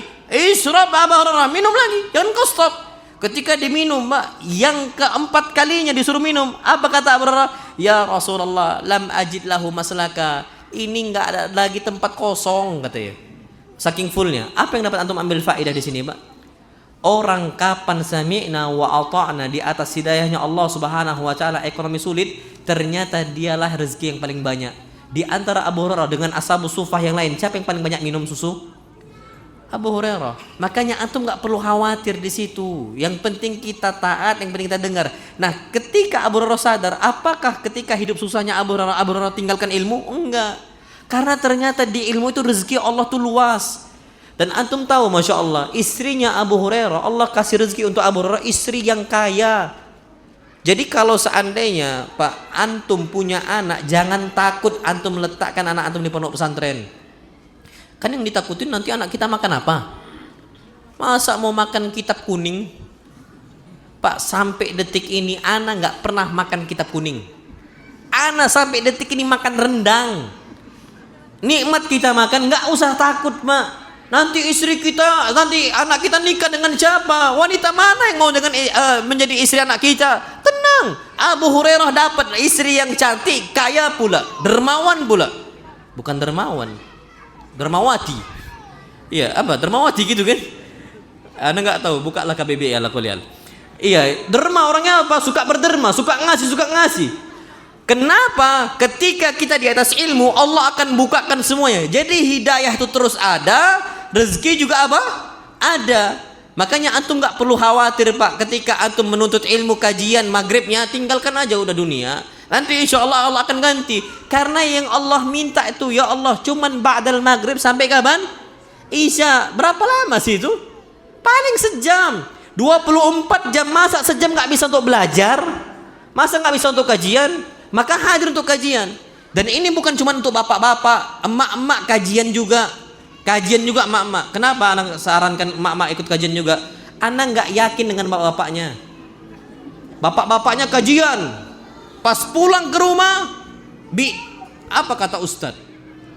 Allahu a'lam. Makanya emak-emak tolong, ini wanita-wanita tolong kajian juga. Kenapa? Ketahuilah wahai ibu-ibu, suami ibu-ibu ini semuanya dhaif. Hadisnya dhaif. Hadisnya dhaif. Orang kapan hadisnya dhaif dia nyampaikan ilmu tertolak hadisnya. Makanya Anda nggak yakin. Anda serius nggak yakin, Mbak? Tadi maghrib siapa yang bisa ngasih 5 poin kesimpulan? Fadhol. Nah, dhaif lah kita ini. Ini nunjukkan kita ini lemah. Makanya emak-emaknya tolong tetap ikut apa? Kajian. Karena memang Aisyah ini hobi kajian. Dan bahkan minal muksirin, termasuk mereka para sahabat yang banyak meriwayatkan apa? Hadis. Jadi wanita nuntut ilmu dan juga laki-laki nuntut ilmu. Kenapa? Karena gini, masalah rumah tangga ini sering loh ya. Pecahnya rumah tangga ketika seorang istri dinasihatkan oleh suaminya nggak percaya istrinya. Ah, masa gitu kata Ustadz? Paling abang kasih bumbu aja itu. Padahal enggak, Ustadz yang ngomong itu. Katanya enggak, dia enggak percaya. Nah ini kalau mau percaya, emak-emaknya juga harus datang ke mana? Kajian. Jadi dapat ilmu. Dan bahkan para wanita di zaman Nabi kita Muhammad SAW, mereka ini ada ghirah, kecemburuan besar. Apa kata para ummahat untuk Nabi? Ya Rasulullah, dhahabar rijalu bihadithika fa inna yawman na'tika fi. Ya Rasulullah, ini para laki-laki ini bawa hadis ini banyak banget dari engkau. Kami enggak dapat. Fa'idna yauman, kasih kami satu apa? Satu waktu, satu hari. Na'tika fi, kami datangi engkau di hari itu. Maka dikasih 1 hari dan itu dipenuhi oleh apa? Oleh para wanita. Jadi ala kulli di sini untuk para laki-laki dan juga para wanita, hendaknya kita berada di atas apa? Di atas ilmunya Allah Subhanahu wa taala. Kemudian bagaimana kita mempertahankan hidayah dan menyebut hidayah? Yang kedua, bergaul dengan orang saleh. Bergaul dengan orang apa? Saleh. Dan antum tidak akan jumpai tempat atau kawan-kawan semuanya saleh kecuali di mana? Masjid. Orang kapan nggak nampak lagi di masjid biasanya akan jauh. Tapi kalau dia rajin ke masjid dia akan dijaga. Kenapa? Jadi gini, Pak, ada istilah kami itu ketika dulu nyantri. Itu ketika ada yang nggak masuk, kami mencari kemana fulan kok nggak masuk? Apa sakit? Apakah dia sakit? Beda asrama loh, beda asrama tapi satu kelas. Apa dia sakit? Kami tanya, kami cari. Takutnya ketiduran, gitu. Kalau ketiduran kami bangunkan. Kalau seandainya di santri di pondok kayak gitu. Nah antum juga sama. Fulan mana? Kok nggak pernah nampak ya?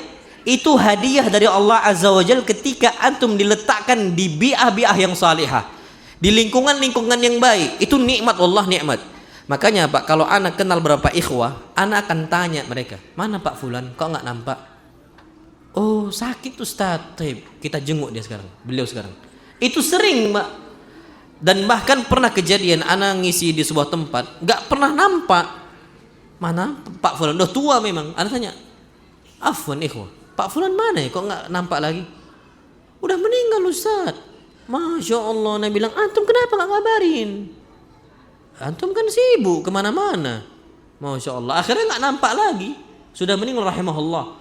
Jadi Pak, kalau ada seseorang yang rajin ke masjid, mendapatkan bi'ah yang salihah, antum nggak nampak, ditanya antum, dicari.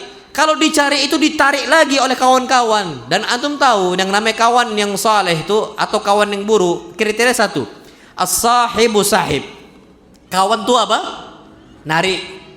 Makanya ada sebuah ucapan Ali ibn Abi Thalib. Apa kata Ali? Waddati zaniyatu law anna an-nisa yaznina kulluhunna.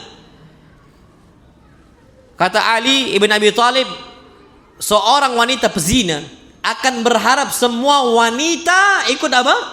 Berzina. Wanita pelacur berharap semua wanita juga apa? Melacur. Ini ucapan Ali bin Abi Thalib, berarti walaupun nggak bisa narik, minimal dia itu ingin kawannya sama dengan dia. Kalau seandainya kita kawan-kawan kita baik, alhamdulillah ditarik kepada kebaikan. Atau minimal kalaupun mereka nggak narik, minimal mereka itu menginginkan kebaikan untuk diri kita. Kalau seandainya kawan kita kawan yang buruk, habis, hilang. Itu akan apa? Sulit. Makanya Pak, mulai sekarang antum cari masjidnya Allah untuk mendapatkan lingkungan yang baik. Dan setahu ana Pak, sekarang hampir rata-rata di mana-mana, di setiap masjid itu insya Allah ada banyak ikhwan-ikhwan kita rajin ke masjid. Walaupun mungkin bukan di masjid itu, mungkin di masjid yang lain dan lain-lain, tapi minimal sholat itu ada mereka-mereka di situ. Ana yakin. Sekarang dakwah-dakwah sunnah ini di mana-mana udah nyebar, udah banyak. Antum ke masjid aja. Hatta mereka cuma untuk sholat, bukan untuk kajiannya, itu ngaruh banget gitu loh. Dan antum tahu kenapa anak katakan, anak semangatkan antum untuk berjamaah terus. Ada satu hadis. Dan ini termasuk barometer juga apakah kita jauh dari hidayah Allah ataukah tidak. Salat jamaah. Apa kata Nabi kita Muhammad sallallahu alaihi wasallam? Beliau mengatakan, "Alaikum bil jamaah." Wajib untuk kalian terus berjamaah. Salatnya berjamaah, kemana-mana berjamaah, bahkan safar pun diperintahkan untuk apa? Berjamaah. Diletakkan di situ ada apa? Amir, pemimpin, berjamaah. Kalau bisa berjamaah, jangan seorang diri. Kenapa kata Nabi SAW? Karena syaitan itu ma'al wahid aqrab. Dia itu lebih mendekati, akan menerkam mereka-mereka yang sendirian. Kalau antum sholat di rumah, anak kan yang penting sholat Ustaz. Iya, di saat itu antum istilahnya merasa aman. Tapi siapa yang jamin antum akan terus sholat? Antum mau bukti? Di Prabu Muli anak ngisi kajian di sebuah tempat. Dulu di zaman Covid, terjadi zaman Covid, ditutup semuanya. Ada salah satu ikhwah, dulu dia ini rajin kajian zamana. Jadi dia sholatnya itu tidak berjamaah dengan istrinya, dengan anak-anaknya atau dengan tetangganya. Karena masih tutup. Dia sholat di mana? Dia sholat di gubuk. Dia ini jaga atau istilah kerja di kebun karet. Di kebun karet itu ada apa? Gubuk, ada gazebo dibuat untuk dia istirahat. Dia sholatnya di situ. Tiba-tiba anak itu diminta untuk meruqyah. Anak dulu sering ngeruqyah, sering banget sebelum ada pondok pesantren. Anak diminta untuk ngeruqyah, ternyata beliau anak ruqyah. Ketika anak ruqyah itu dekat dengan waktu asar. Anak sadarkan beliau sampai akhirnya beliau sadar, Pak, kita asar dulu, sholat dulu asar. Asar Ustaz? Iya asar, ini udah waktu asar. Tapi wudhu dulu. Nggak wudhu dia. Akhirnya anak ambil wudhu sama ikhwah-ikhwah yang lain, kan ada banyak ikhwah di situ. Ikhwah-ikhwah yang lain juga ngambil wudhu. Anaknya, ayo Pak berangkat. Anak nggak ke masjid lagi Ustaz. Nggak ke masjid gimana? Anak baru dibisikin sama ikhwah, Ustaz itu nggak sholat lagi. Masya Allah. Antum nggak ke masjid, nggak akan anak ruqyah antum. Anak bilang gitu. Antum ke masjid, udah tua Pak, udah tua. Anak bilang, antum nggak ke masjid, anak nggak akan ruqyah antum. Antum ke masjid, anak ruqyah antum. Anak bilang. Antum tahu sebab pertama kali kata ikhwah cerita itu ketika masjid dibuka dia tetap milih di gubuk sholatnya. Sampai awalnya dia pun sholat tuh bosan dan nggak lagi sholat sama sekali. Jumat pun nggak sholat. Jenggotnya masih ada. Allah Pak, jenggotnya masih ada tapi. Jenggotnya masih ada, anak kira masih ngaji. Gitu loh. Dan ini membuktikan bahwasanya kawan yang soleh itu apa? Penting. Antum sendiri siapa yang bisa merasa aman? Maka kata Nabi SAW beliau mengatakan, ma min thalathatin fi badwin la tuqamu fihimul jamaah illa stahwada alaihimu syaitan. Tidaklah ada 3 orang di sebuah kampung, pelosok kampung, tidak ditegakkan sholat jamaah di situ kecuali mereka akan dikuasai oleh siapa? Syaitan. Kenapa? Fa inna ma ya'kulu dhi'bul qasiyata minal ghanam. Karena yang namanya serigala itu akan memakan domba yang apa? Sendiri. Anak ini punya banyak domba. Anak umbar. Di tempat apa? Di tempat pengumbaran anak umbar domba-domba anak. Satu keluar, tengoklah, insya Allah hilang nggak balik. Kenapa hilang? Kami tinggal di kampung, di sana banyak anjing. Ketika dia keluar, anggaplah semisal ana tinggalkan di waktu siang, santri koilulah istirahat, ana juga di rumah, ana nggak tengok lagi di mana dombanya. Keluar satu nggak sengaja, karena kan cuma diwaring. Kalau kambing ini nggak manjat dia, kalau domba nggak akan manjat, dia nggak ngerusak. Tapi ada rupanya celah lubang, dia bisa keluar. Ana nggak sadar itu, keluar domba mati diterkam oleh anjing. Dan ternyata itulah posisinya disamakan oleh Nabi SAW antara mereka yang sendiri dengan domba yang sendiri. Domba yang sendiri sering dan bahkan mudah untuk diterkam. Tapi kalau bareng-bareng rame-rame, anggaplah 6, Anda nggak letakkan di waring gitu ya, Anda bebaskan 6 domba, takut anjing itu, takut anjing, nggak berani dia. Kalau mereka bareng-bareng, pala Anda nggak letakkan dia di waring, karena kadang-kadang sebesar itu ada beberapa rumput yang dia mau cari selain rumput-rumput yang sudah kami sediakan. Akhirnya dia keluar, milik untuk keluar lebih sehat gitu, karena dia juga jalan. Ternyata kalau rame-rame aman dia domba itu. Tapi kalau sendiri maka kena dia. Makanya orang-orang kapan nggak bisa memposisikan diri dia untuk bersama ikhwah-ikhwah yang lain, biasanya dia akan kena futur dan jauh dari hidayah Allah Subhanahu wa taala. Wallahu a'lam bissawab. Taib. Kemudian sisa sedikit 5 menit lagi, Masya Allah. Taib, ana percepat penghalang-penghalang hidayah. Pertama al-kibar, sombong. Nah ini ngeri nih Pak kalau udah sombong nih. Sombong itu apa? Batarul haqqi wa ghamtun nas. Nolak kebenaran, udahlah dia tolak kebenaran dinasihatin, masih ngejek pula. Ada orang gitu, dinasihati oleh orang, kamu tahu tentang apa? Kamu itu masih bau kencur. Masih bau kencur itu bau apa? Masih anak-anak. Anak nggak tahu. Antum bayi antum dikasih minyak telon atau dikasih kencur? Anda nggak tahu Pak, kenapa istilah itu masih bau kencur? Anda nggak ngerti sampai detik ini. Apakah bayi dikasih minyak dikasih kencur atau enggak? Anda nggak tahu. Mungkin ya karena Anda beda generasi sama antum ya. Mungkin generasi bapak-bapak kita yang pertama, bayi mereka dikasih apa? Kencur. Mungkin Anda nggak ngerti. Tapi kalau setahu ana, kita dulu masih kecil dikasih minyak apa? Telon gitu. Wallahu a'lam bishawab. Kamu tahu apa? Kamu nih masih bau apa? Kencur. Dibilang gitu Pak. Udahlah ditolak kebenarannya, diejek pula kita. Terus gimana? Biasanya yang gini-gini sulit dapatkan apa? Hidayah. Makanya Pak, biasanya yang mudah nerima kebenaran bukan orang tua, tapi apa? Anak muda. Ashabul Kahfi, Allah puji mereka. Kriterianya apa? Innahum fityatun.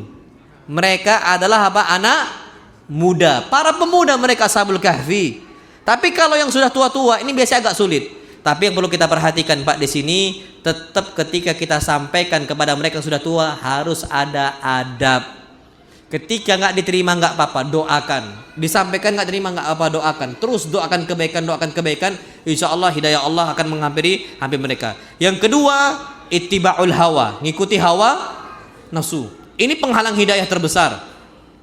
Kalau kita ngikuti hawa nafsu nggak akan ada habisnya, Makanya Allah firmankan, wala tattabi'il hawa fayudilluka an sabilillah. Jangan ngikuti hawa nafsu. Fayudillaka an sabilillah, maka Allah akan sesatkan engkau dari jalannya. Ngikuti hawa nafsu, ikuti kehendak kita, keinginan kita. Enggak semua kehendak yang ingin kita capai kita ikuti kalau itu ternyata menyelisih apa? Firman Allah dan juga sabda Nabi kita Muhammad sallallahu alaihi wasallam. Jangan ikuti hawa nafsu. Memang hawa nafsu ini ngeri loh Pak. Lebih ngeri fitnah hawa nafsu atau fitnah syaitan? Fitnah hawa nafsu. Syaitan ini kecil, hawa nafsu ini fitnah yang besar. Fitnah hawa nafsu ini apa? Besar. Kenapa? Hawa nafsu kita ini kadang-kadang aneh-aneh. Yang disuruh nggak dikerjakan, yang dilarang dikerjakan. Ana ambil contoh Pak. Kalau kita dikasih semisal ada nasi bungkus 5 nasi bungkus di hadapan kita. Tafadhal akhi, antum makan terserah antum, tapi jangan dibuka yang itu ya. Yang antum buka yang mana? Yang dilarang. Itulah manusia.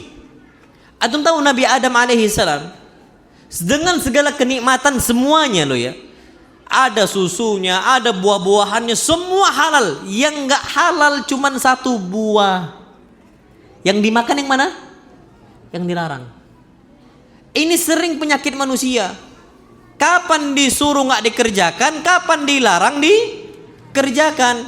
Hawa nafsu, makanya jangan ikuti hawa nafsu. Pak, ana ambil contoh. Ini contoh ringkas saja ya. Antum kalau tiba-tiba ada ikhwah yang ngusuk antum, dikusuk antum, Masya Allah, antum jangan puji. Enak banget. Stop dia. Stop dia. Antum bilang apa? Aduh sakit, aduh sakit. Terus dikusuk sama dia. Manusia tuh gitu. Hawa nafsu dia.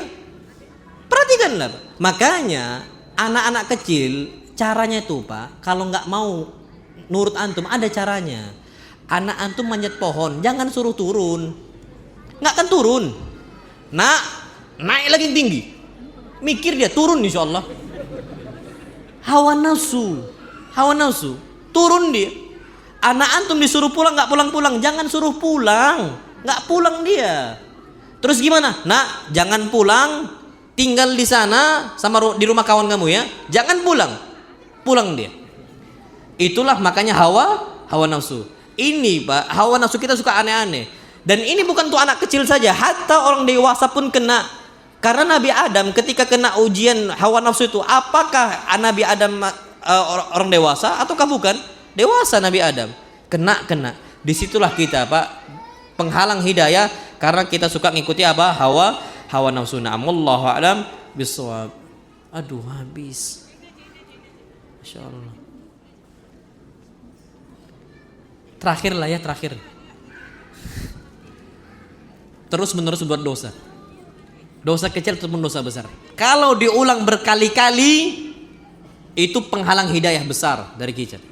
Ini yang Allah Subhanahu wa taala firmankan, kalla bal rana ala qulubihim ma kanu yaksibun. Semakin orang berbuat dosa, semakin terhalang hati dia dari kebenaran. Sulit dia mendapatkan hidayah. Dan Pak, pastikan dosa itu antum kerjakan gak langsung besar. Dimulai dari yang kecil, bertahap sampai ke besar. Antum gak akan berzina tiba-tiba berzina, enggak. Zina itu ada muqaddimatuz zina, ada pendahulu apa? Zina. Semisal chattingan, semisal memegang yang bukan mahram, semisal berkhalwat, semisal ikhtilat. Pelan tapi pasti. Makanya antum jangan remehkan. Ini kalau kita teruskan ini akan jauh dari hidayah Allah Azza wa Jal. Akan jauh Pak. Kita susah untuk menyebut hidayah Allah. Makanya tinggalkan semua dosa, kecilnya ataupun besarnya. Dan antum jangan merasa nyaman dengan dosa. Pak, ana sering sampaikan ke ikhwah-ikhwah, antum hati-hati dari dosa. Nampaknya aja nikmat. Tapi apa kata Ibn Mas'ud? Wa rubba syahwati sa'atin awrathat huzan tawila. Betapa banyak syahwat sesaat, kenikmatan sesaat mewariskan kesedihan yang berkepanjangan. Zina, banyak yang sedih berkepanjangan. Hamil di luar nikah. Ana ambil contoh, ada salah satu wanita di kampus Islam. Ini wanita dulunya nggak pernah pakai jilbab besar. Dia cuman jilbab tapi biasa saja di kampus. Tiba-tiba dia pakai jilbab besar. Dikira kawan-kawan dia mahasiswa-mahasiswa yang lain ini udah ngaji gitu, udah hijrah. Tapi nggak nampak di kajian. Ngaji di mana? Tapi jilbab besar, warna hitam jilbab besar. Dikira yang cerita ini Pak langsung yang satu angkatan dengan dia, kawan Ana. Jadi kawan Ana nih dia tuh kuliah di 2 kampus, di SCDI sama kampus yang lain gitu. Dia ini cerita ada satu wanita tiba-tiba pakai hijab besar. Cerita kan? Tapi kami kira dia ini hijrah. Rupanya enggak. Dia pakai jilbab besar tuh untuk nutup kehamilannya. Dan dia udah berkali-kali minum obat untuk gugurkan janin dia. Dan Allah enggan untuk gugurkan janinnya. Antum tahu wanita-wanita kapan lahiran, hendak lahiran itu berharap dan bahkan pengen tahu kapan hari apa? Lahir kan? Hari perkiraan apa? Lahir. Dia nggak pernah ngecek. Yang dia tahu itu pengen minum obat untuk gugurkan janinnya. Syahwatnya ada, nikmatnya sesaat. Sedihnya sampai 9 bulan. Mungkin sampai sekarang apa yang terjadi? Dia berusaha gugurkan, nggak bisa gugur. Dia nggak tahu ternyata di hari itu ketika dia di kampus di pagi hari lahirnya anaknya dia. Dia nggak sadar itu. Sampai ketika dia ngerasa mau lahiran dia tuh lemas, dia berangkat ke toilet kampus. Lahiran di markasnya siapa? Syaitan. Lahiran di markasnya syaitan. Dan antum tahu, wanita ketika lahiran sendirian berat nggak itu? Berat, berjuang. Dan dia lahiran itu takut ketahuan orang. Sampai akhirnya lahirlah anak dia. Dan bayi ketika lahir nangis nggak dia? Nangis. Ketika nangis anaknya dia takut ketahuan. Diambil anaknya, dihantukkan ke dinding berkali-kali. Diar. Ini yang Allah firmankan, wa idal mau'udatu su'ilat bi ayyi dzambin qutilat. Ketika janin-janin dibunuh, ditanyakan oleh Allah Azza wa Jalla, bi ayyi dzambin qutilat, atas dasar apa dia dibunuh? Dosa apa yang dia kerjakan anak bayi ini? Yang salah emaknya, yang dibunuh siapa? Anaknya. Dibunuh. Dan antum tahu dia bingung bungkus anaknya pakai apa? Dia bungkus ambil kresek plastik tong sampah. Di situ dia bungkus anaknya. Dibuang. Dibungkus pakai tong sampah. Plastik tong sampah, ada sampahnya. Makanya Pak, dosa ini ngeri. Antum berdosa sekali, Allah akan tarik terus ke dosa-dosa berikutnya. Sampai terakhir dosa apa? Zina. Antum cukup sampai dosa zina? Enggak, sampai dosa bunuh anak sendiri. Terakhir di penjara. Di penjara ini wanita. Enggak tahu Anda berubah atau belum, udah keluar atau belum dari penjara. Tapi mudah-mudahan penyesalan itu ada menjadi apa? Tobat untuk kita. Dan kita jangan merasa aman. Makanya dosa sekecil apapun itu yang membuat kita jauh dari hidayah Allah Subhanahu wa taala. Makanya ingat warubba syahwati sa'ah, betapa banyak syahwat sesaat awrasat huzan tawila, bisa mewariskan kesedihan yang berkepanjangan. Intahat dawam, habis waktu kita. Udah 8:30. Taib. Poin berikutnya, ana enggak sebutkan, ana enggak syarah taklid buta, taklidul a'ma, taklid buta, hasad iri dengki, kemudian cinta dunia yang berlebihan, hubbud dunya, kemudian at-tahawun bil ma'asi, meremehkan dosa maksiat-maksiat, kathratud dhahik, memperbanyak tertawa, kemudian asabiyah, ta'assub, fanatisme kelompok. Itu yang bisa Anda sampaikan. Anda nggak bisa syarah lagi, Anda nggak bisa jelaskan. Taib ala kuliah di sini, Anda cukupkan sampai sini. Mudah-mudahan Allah Subhanahu wa taala jadikan kita terus di atas hidayahnya Allah Subhanahu wa taala dan istiqamah sampai kita wafat, dan kita berharap diwafatkan di atas sunnah Nabi kita Muhammad sallallahu alaihi wasallam. Allahumma ahyina ala sunnah wa amitna ala sunnah. Ya Allah, hidupkan kami di atas sunnah Nabi sallam dan wafatkan kami di atas sunnah Nabi kita Muhammad sallallahu alaihi wasallam. Amin rabbal alamin. Ustaz, ini kita masuk pertanyaannya. Ustaz, ana ada duit untuk umrah, tapi istri ana suruh beli rumah dulu. Bagaimana memberi pemahamannya Ustaz? Taib. Ada nggak perintah Nabi untuk umrah? Ada. Tabi'u bainal haji wal umrah.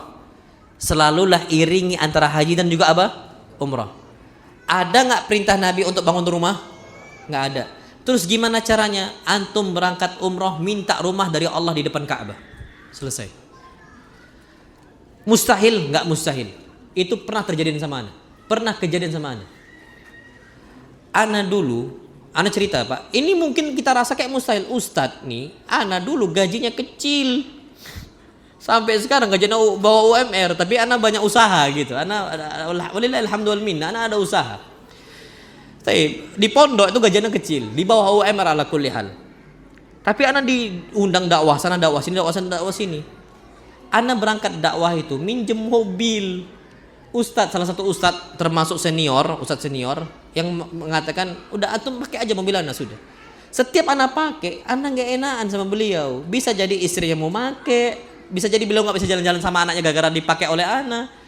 Akhirnya ana, masya Allah, ana minta kepada Allah Azza wa Jalla, ya Allah, rezekikanlah ana nih mobil.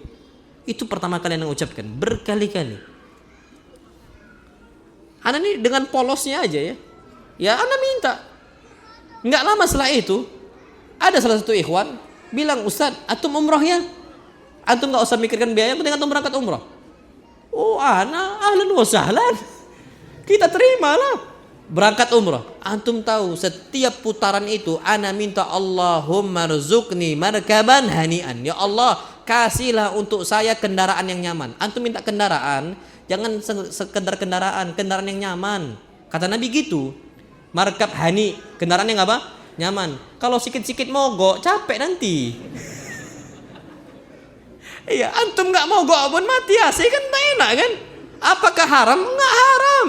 Itu minta Allahumma rzuqni markaban hanian. Antum tahu? Setelah umrah itu, sepekan setelah, ana sama ikhwah kameramen Akhi Andri dulu, mungkin pernah pertama ana kesini sama Akhi Andri, tahu lah antum yang panitia kajian. Ana sama Akhi Andri itu ngobrol, Ustadz, kira-kira mobil apa antum bisa beli ya? Itu cari itu di OLX, yang paling murah tapi nyaman apa gitu. Dapatlah Grand Livina. Itu cuma di OLX saja. Oh, ini murah. Tapi hayalan doang, tapi sambil berharap gitu. Akhirnya ketika Allah kasih rezeki anak umroh, anak minta setiap putaran. Jadi satu putaran itu minta kendaraan yang nyaman, doa yang lain semua anak minta. Tapi sepekan setelahnya anak ditelepon oleh salah satu ikhwah pemilik showroom. Ustaz, antum ke showroom sekarang, antum pilih mobil yang antum suka. Masya Allah. Berangkat anak ke sana. Anak ngomong, Pak D. Anak manggilnya Pak D. Pak D. Anak kesini bukan mau dikasihani. Anak beli dari antum. Jangan beli Ustaz. Antum tak mampu.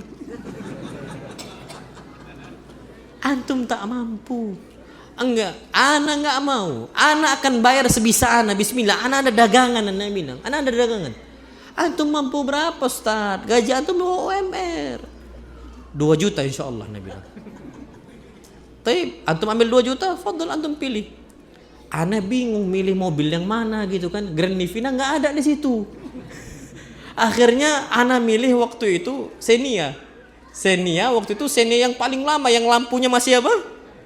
Yang masih lurus. Ana berangkat sama salah satu ikhwah. Jangan Xenia ini Ustaz. Xenia yang terbaru lah katanya. Jadi diambil Xenia yang sporty waktu itu. Antum bawa ini. Kan disuruh Pak D antum ambil yang antum suka. Jangan pilih yang itu katanya. Oh iya betul. Markab hani yang nyaman, nggak tukang bawa servis. Kalau yang lama kan nanti sikit-sikit apa? Penyakit kan. Oke, ana ambillah itu bismillah. Tapi ana bilang DP-nya gimana? Jangan DP. Antum nggak bisa Ustaz. Nggak usah DP. Antum pulang bawalah. 2 juta bayar per bulan. Pak, Masya Allah, sampai Covid pun Allah mudahkan anak bayar. Dagangan anak yang laku keras itu ketika Covid. Pas Covid orang pada bangkrut, anak pada laku. Anak jual minyak wangi, itu laku selaku-lakunya. Itu Pak langsung anak sampai, Pak D, anak lunaskan 70 juta. Lunaskan, bismillah. Dagangan. Awalnya anak simpan, anak bisa ngontrak rumah langsung, semuanya langsung. Anak bereskan semua, anak bereskan. Gak mau lagi banyak utang. Walillahilhamdu wal minnah. Selesai. Siapa yang mudahkan? Allah SWT. Jadi Pak, kita ini ngerasa kayaknya gak susah dapat rumah. Oh, tunggu dulu. Berangkat dulu umrah, minta di hadapan apa? Allah, di Multazam, di Ka'bah, itu semua tempat mubarak, tempat yang diberkahi oleh Allah Subhanahu wa ta'ala. Jadi saran anak, Nabi nggak pernah perintah bangun rumah. Tapi Nabi katakan apa? Umrahlah kalian. Dan di situ baru kita minta apa? Minta rumah. Wallahu a'lam bishawab. Ustaz, istri anak suka nonton film drama. Bagaimana nasihatinya? Masya Allah. Antum tahu, ini penyakit di ikhwah juga. Ana beberapa waktu, Ana tuh dengar kasus seorang wanita, katanya di Medan, Ana nggak tahu betul atau enggak itu. Seorang wanita gugat cerai suaminya gara-gara suaminya nonton drama Cina. Ana sampai betulnya itu gitu. Dan itu terjadi. Maksudnya gini Pak, antum tuh nggak layak lagi, ummahat nggak layak, udah bercadar, nggak usah nonton drama, ngurus anak diurus.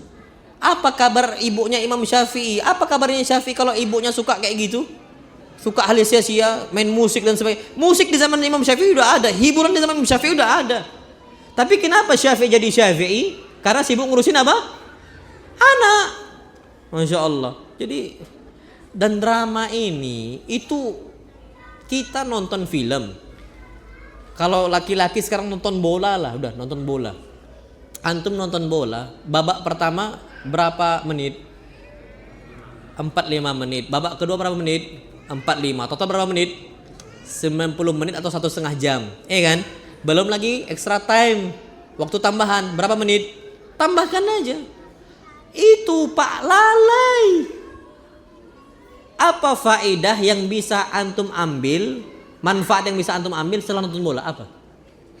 Kalau kajian antum buka Ustadz Syafiq Basalama, antum nonton, ada nggak faedah yang bisa antum ambil? Oh banyak. Tapi ternyata nonton bola nggak ngantuk, nonton Ustadz ngantuk. Kita nih kajian, insya Allah mungkin ada yang ngantuk di sini, mungkin. Oh ada hadiah. Taib, alhamdulillah. Taib, nanti yang mau bertanya silakan dapat hadiah. Jadi ala kulli hal, tolong nasihatnya. Allah berfirman, Allah banyak mengatakan tentang masalah waktu. Tolong drama ini habis waktu kita. Drama, film, tontonan apa lagi? Hiburan apa lagi sekarang yang ada? Itu tolong tinggalkan. Allah berfirman bersumpah dengan banyak waktu. Dari waktu fajar, waktu apa? Subuh wal fajar. Habis waktu fajar waktu duha, wad duha. Habis waktu duha waktu apa? Siang. Wan nahari idza tajalla. Habis siang waktu asar wal asar. Habis asar waktu apa? Malam. Wal laili idza yaghsha. Ini semua Allah ini apa? Bersumpah dengan waktu, menunjukkan harusnya setiap waktu yang lewat untuk kita jangan sia-siakan. Kalau Allah bersumpah dengan satu hal, berarti hal itu mulia di sisi Allah. Jangan sia-siakan. Makanya ada sebuah ulama, seorang ulama, masya Allah, disebutkan, Mbak, ulama ini kapan diajak ngobrol, ngopi-ngopi gitu dia, diajak ngobrol, apa kata dia? Taib, amsikis syams hatta ukallimak. Aku bisa ngobrol dengan engkau, syaratnya satu, amsikis syams, tahan dulu matahari. Kalau bisa engkau tahan, ayo ngobrol gitu. Tapi nggak bisa, aku nggak mau ngobrol. Pak, antum pernah nggak diajak ngopi? Ustaz, ngopi yuk, akhi ngopi yuk. Antum bilang, tahanlah dulu matahari. Pernah antum ngomong gitu? Nggak kan? Kita ngomong ahlan, masya Allah, siap. Kalau diajak apa? Ngopi. Yang lucu, ini lucu betul loh ya. Antum ngopi dari jam 8 sampai jam 11. Antum mau pulang, apa kata kawan-kawan antum? Jangan pulang, masih sore. Masih sore. Coba kalau ustadznya kajian, Ustadz, udah jam 9 habis waktu. Masya Allah. Ustadz bicara ditahannya.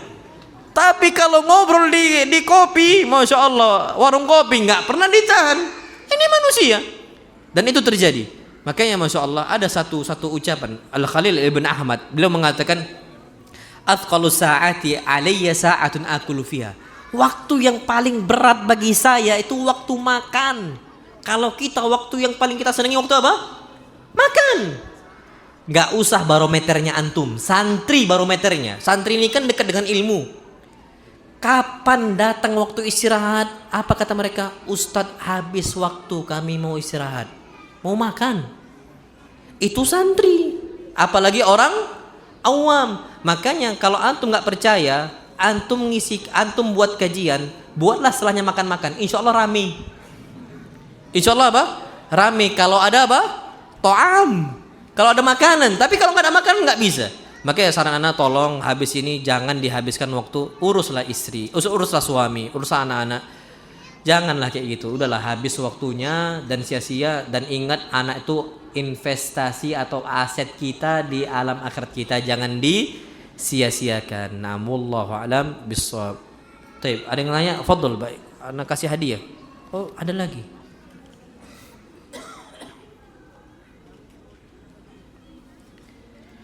Ana lama kenal dakwah salaf, tapi mengapa belum bisa total istiqomah? Ana sudah berusaha beramal, ikut kajian dan lain-lain. Mohon berikan nasihatnya Ustaz. Taib, kadang-kadang itu enggak dimulai dari hati kita, tapi karena euforia saja.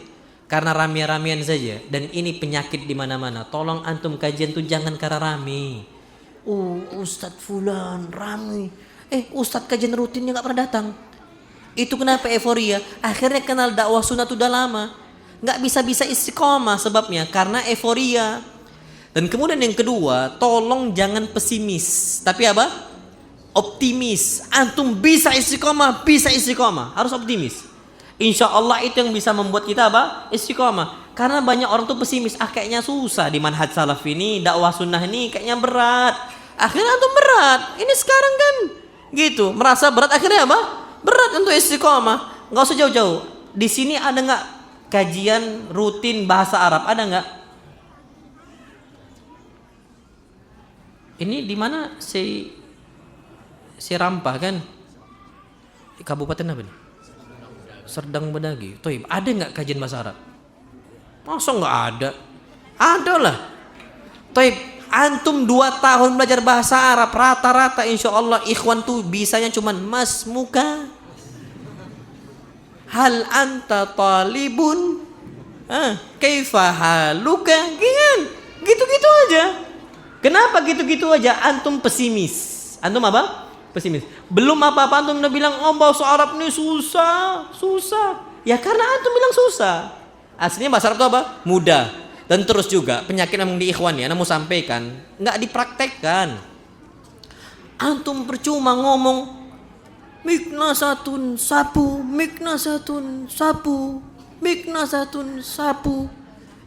Tiba-tiba ngomong ke istri, sapunya di mana sapunya gitu loh. Ya Allah, miknasatun sama ikhwan juga ngomong gitu, mana sapunya? Antum belajar bahasa Arab di kelas pun nggak dipraktekkan. Pak, praktekkan, salah pun nggak apa-apa. Antum dari mana? Jalan-jalan, torik-torik, nggak apa-apa salah. Torik jalan-jalan apa? Torik-torik. Nggak apa-apa salah Pak. Wallahi salah nggak apa-apa. Karena antum akan belajar dari kesalahan. Anak bayi itu akan bisa jalan ketika dia itu berkali-kali jatuh. Dari situ dia belajar. Antum juga sama. Aslinya apa? Antum nggak usah ngomong torik-torik. Tamasya itu artinya jalan-jalan. Makanya bahasa kita apa? Tamasya, at-tamashi. Ana ini jalan-jalan itu bahasa Arab. Awir rihlah. Ana ini dari apa? Dari jalan-jalan rihlah dan sebagainya. Awis safar dan sebagainya. Torik-torik ya salah betul gitu kan. Cuman itu lebih baik dibandingkan tidak dipraktekkan. Jadi ana nasihatkan optimis. Jadi tolong optimis. Tadi jangan sampai kita pesimis seakan-akan susah bermanhaj apa? Salafullah alam.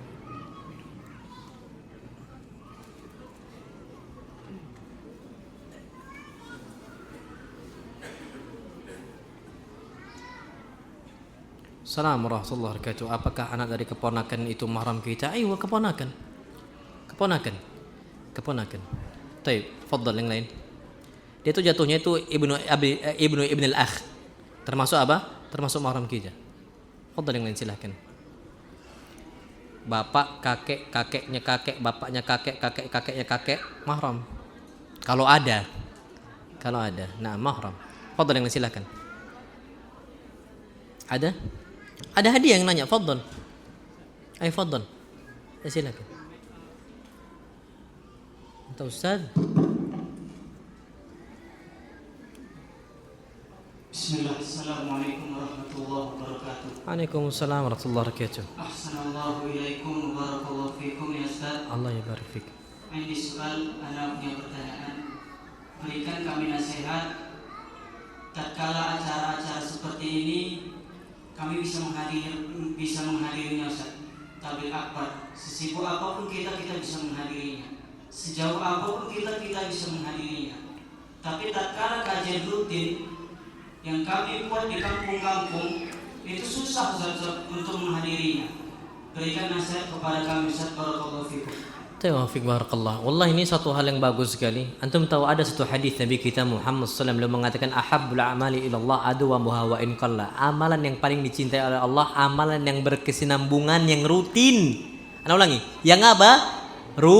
Rutin wa in qalla walaupun sedikit. Itu lebih dicintai dibandingkan antum tabligh akbar. Makanya tabligh akbar ini penting. Tapi cuman untuk ngecas iman doang. Untuk ngecas apa? Iman yang udah mulai nggak nampak nih dinampakkan lagi dia. Dinampakkan lagi. Walhamdulillah belum jadi makhluk gaib kan gitu. Walhamdulillah bisa dinampakkan lagi. Dengan apa? Tabligh akbar tadi. Jadi kita tarik lagi dengan tabligh akbar, tapi yang penting itu bukan tabligh akbar. Antum tahu yang sangat penting bagi antum untuk saya kajian rutin, akidahnya, fikihnya, hadisnya, semisal Umdatul Ahkamnya, Bulughul Maramnya, Arba'in Nawawinya, yang rutin lo ya, Riyadhus Shalihinnya. Itu yang penting. Akidah semisal Kitabut Tauhidnya, Ushulul Thalathahnya, Qawaid Arba'nya dan sebagainya. Itu yang penting. Kenapa? Karena kalau antum harus tahu pondasi itu ada di kajian rutin biasanya. Pondasi lo ya. Dan yang namanya kajian rutin itu runut dari awal sampai apa? Akhir. Makanya yang bisa membuat istiqomah, tengoklah antum kalau nggak istiqomah kajian rutin, antum cuma kajian-kajian tabligh akbar nih, insya Allah antum nggak akan nambah istiqomah, susah. Tapi kalau antum rutin, ini antum aplikasikan untuk semua amalan, sedekahnya rutin walaupun sedikit, kajiannya rutin walaupun apa sebentar, sholatnya rutin serutin-rutinnya, sholat sunnah nih, nggak usah antum sholat malam 11 rakaat, panjang sholat 11 rakaat, besok tak lagi sholat. Kenapa? Capek. Ahsan antum 3 rakaat.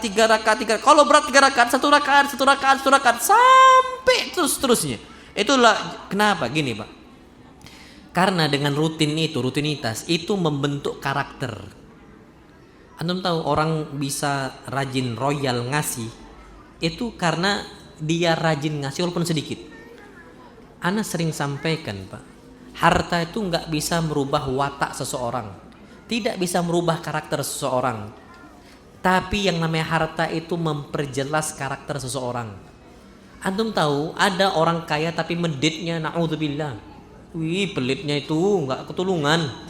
Kaya dia. Kenapa? Dulu ketika dia miskin dia jarang ngasih. Ketika Allah jadikan dia kaya, dia tuh mau apa? Embat. Ini kan dulu saya enggak dapat, saya mau sekarang mau embat. Akhirnya malas apa? Ngasih. Tapi ketika orang lagi susah-susahnya dia hobi ngasih semampu dia tiap hari. Ketika Allah jadikan dia kaya, karakternya itu makin jelas, dia makin apa? Hobi ngasih. Lihat Abu Bakar, lihat Umar, lihat Abdurrahman ibn Auf. Abdurrahman ibn Auf dulu di Mekah kaya. Awal hijrah ke Madinah lagi turun, tapi nggak pernah surut untuk apa? Sedekah setiap harinya. Ketika kaya lagi, makin besar sedekahnya. Maka apa? Naam, harta bisa merubah karakter seorang, bisa. Sebagaimana Qarun bisa. Tapi justru sebaliknya juga bisa memperjelas karakter seseorang.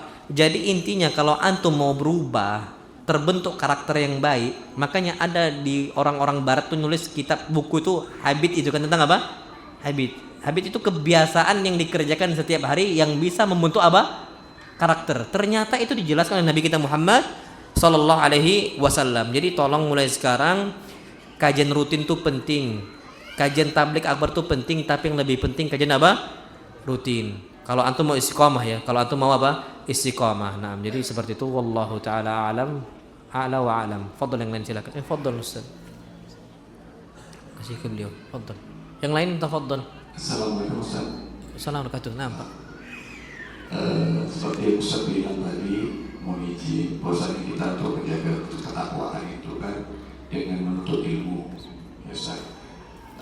Gimana kira-kira ekspektasi kita di rumah tangga sebagai suami ataupun istri yang kita sudah sering menuntut ilmu, tapi ilmu itu belum bisa kita terapkan. Misalnya kayak suami masih kasar bersama istrinya, ataupun istri juga tidak memperhatikan suami. Apakah itu tidak menjadikan kita lebih berdosa gitu? Karena kita sudah tahu ilmunya yang bagus tapi kita tidak terapkan. Dan gimana kita menjaga keistiqomahan kita tadi dalam menerapkan kajian-kajian yang kita dapat. Karena kadang-kadang suami istri berkajian udah berpuluh-puluh kali tapi tidak memperbaiki rumah tangga. Assalamualaikum warahmatullahi wabarakatuh. Assalamualaikum warahmatullahi wabarakatuh. Taib. Bagaimana kasus kita kalau seandainya suami istri udah kajian tapi suami masih kasar, mungkin istri masih suka durhaka. Terus gimana? Nah, inilah dibahas oleh para ulama. Apa kata mereka? Al-ilmu bila amalin kasyajari bila thamarin. Yang namanya ilmu itu tanpa amal seperti pohon tanpa ada apa? Buahnya. Justru ilmu tanpa diamalkan menjadi bumerang bagi kita. Ini sebagaimana hadis Nabi kita Muhammad SAW, Al-Qur'anu hujjatun laka au 'alaik. Quran ini hujjah atas untuk yang bantu engkau atau hujjah yang kan gugat engkau. Ini terjadi. Jadi ilmu yang enggak diamalkan itu bahaya kalau cuman sekedar koleksi doang. Makanya Yahudi ini ilmunya melimpah ruah banyak, tapi Allah permisalkan seperti apa? Kamatsalil himari yahmilu asfara, seperti keledai bebal. Keledai ini hewan yang paling afwan. Hewan yang paling bebal, paling bodoh itu apa? Keledai. Makanya suara ringkikannya aja dibenci oleh Allah. Suara ringkikannya keledai. Yahudi itu seperti apa? Keledai, banyak omong, ringkik, banyak ringkik. Tapi apa? Susah diatur, bebal dan sebagainya karena nggak ngamalkan. Apa kata Allah? Yahmilu asfara, keledai yang bawa kitab. Keledai yang bawa apa? Asfar. Asfar ini kitab. Nah, orang nggak mengamalkan ilmu seperti itu. Terus gimana? Makanya al-ilmun nafi', ilmu yang diamalkan setelahnya. Makanya kita meminta kepada Allah ketika kajian, tolong minta kepada Allah. Kalau seandainya kita orang yang sulit mengamalkan ilmu kita, doanya Allahumma inni as'aluka ilman nafi'an. Ya Allah, kasihlah saya ilmu yang apa? Yang bermanfaat, nafi'an. Terus apa? Kita meminta perlindungan kepada Allah. Allahumma inni a'udzubika min ilmin la yanfa'. Ya Allah, aku memohon berlindung kepada Engkau dari ilmu yang tidak apa? Bermanfaat. Jadi antum menuntut ilmu gitu. Allahumma inni as'aluka ilman nafi'an wa rizqan thayyiban wa amalan mutaqabbala. Allahumma inni a'udzubika min ilmin la yanfa' wa min qalbin la yakhsha wa min da'watin la yustajabu laha. Itu antum minta kepada Allah Azza wa Jalla. Jadi itu. Terus gimana? Apakah kita stop aja dari kajian kalau seandainya enggak mengamalkan ilmunya? Tetap kajian. Antum stop kajian, antum kena juga ancaman dari Allah. Sama aja. Karena thalabul ilmi faridatun ala kulli muslim. Terus gimana? Tetap belajar, tapi habis belajar amalkan apa? Ilmunya. Jadi belajar, datang, doa ini penting karena hati kita di tangan Allah Subhanahu wa taala. Nah, jadi seperti itu. Allah a'lam. Tafadhal. Insyaallah. Hah? Baik. Yang berikutnya kalau ada tafadhal.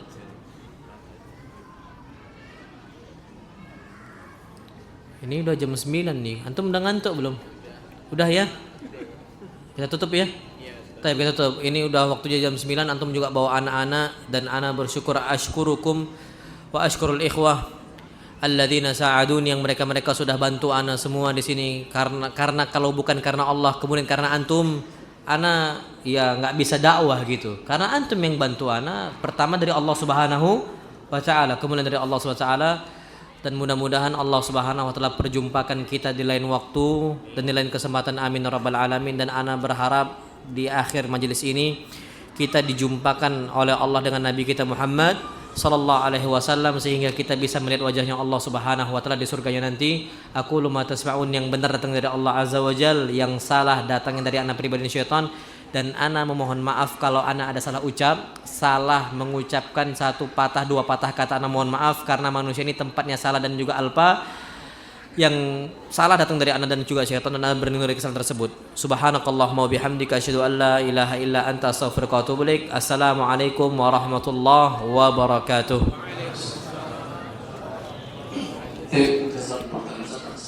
Disampaikan, mudah-mudahan bermanfaat untuk kita semua dan semoga bisa kita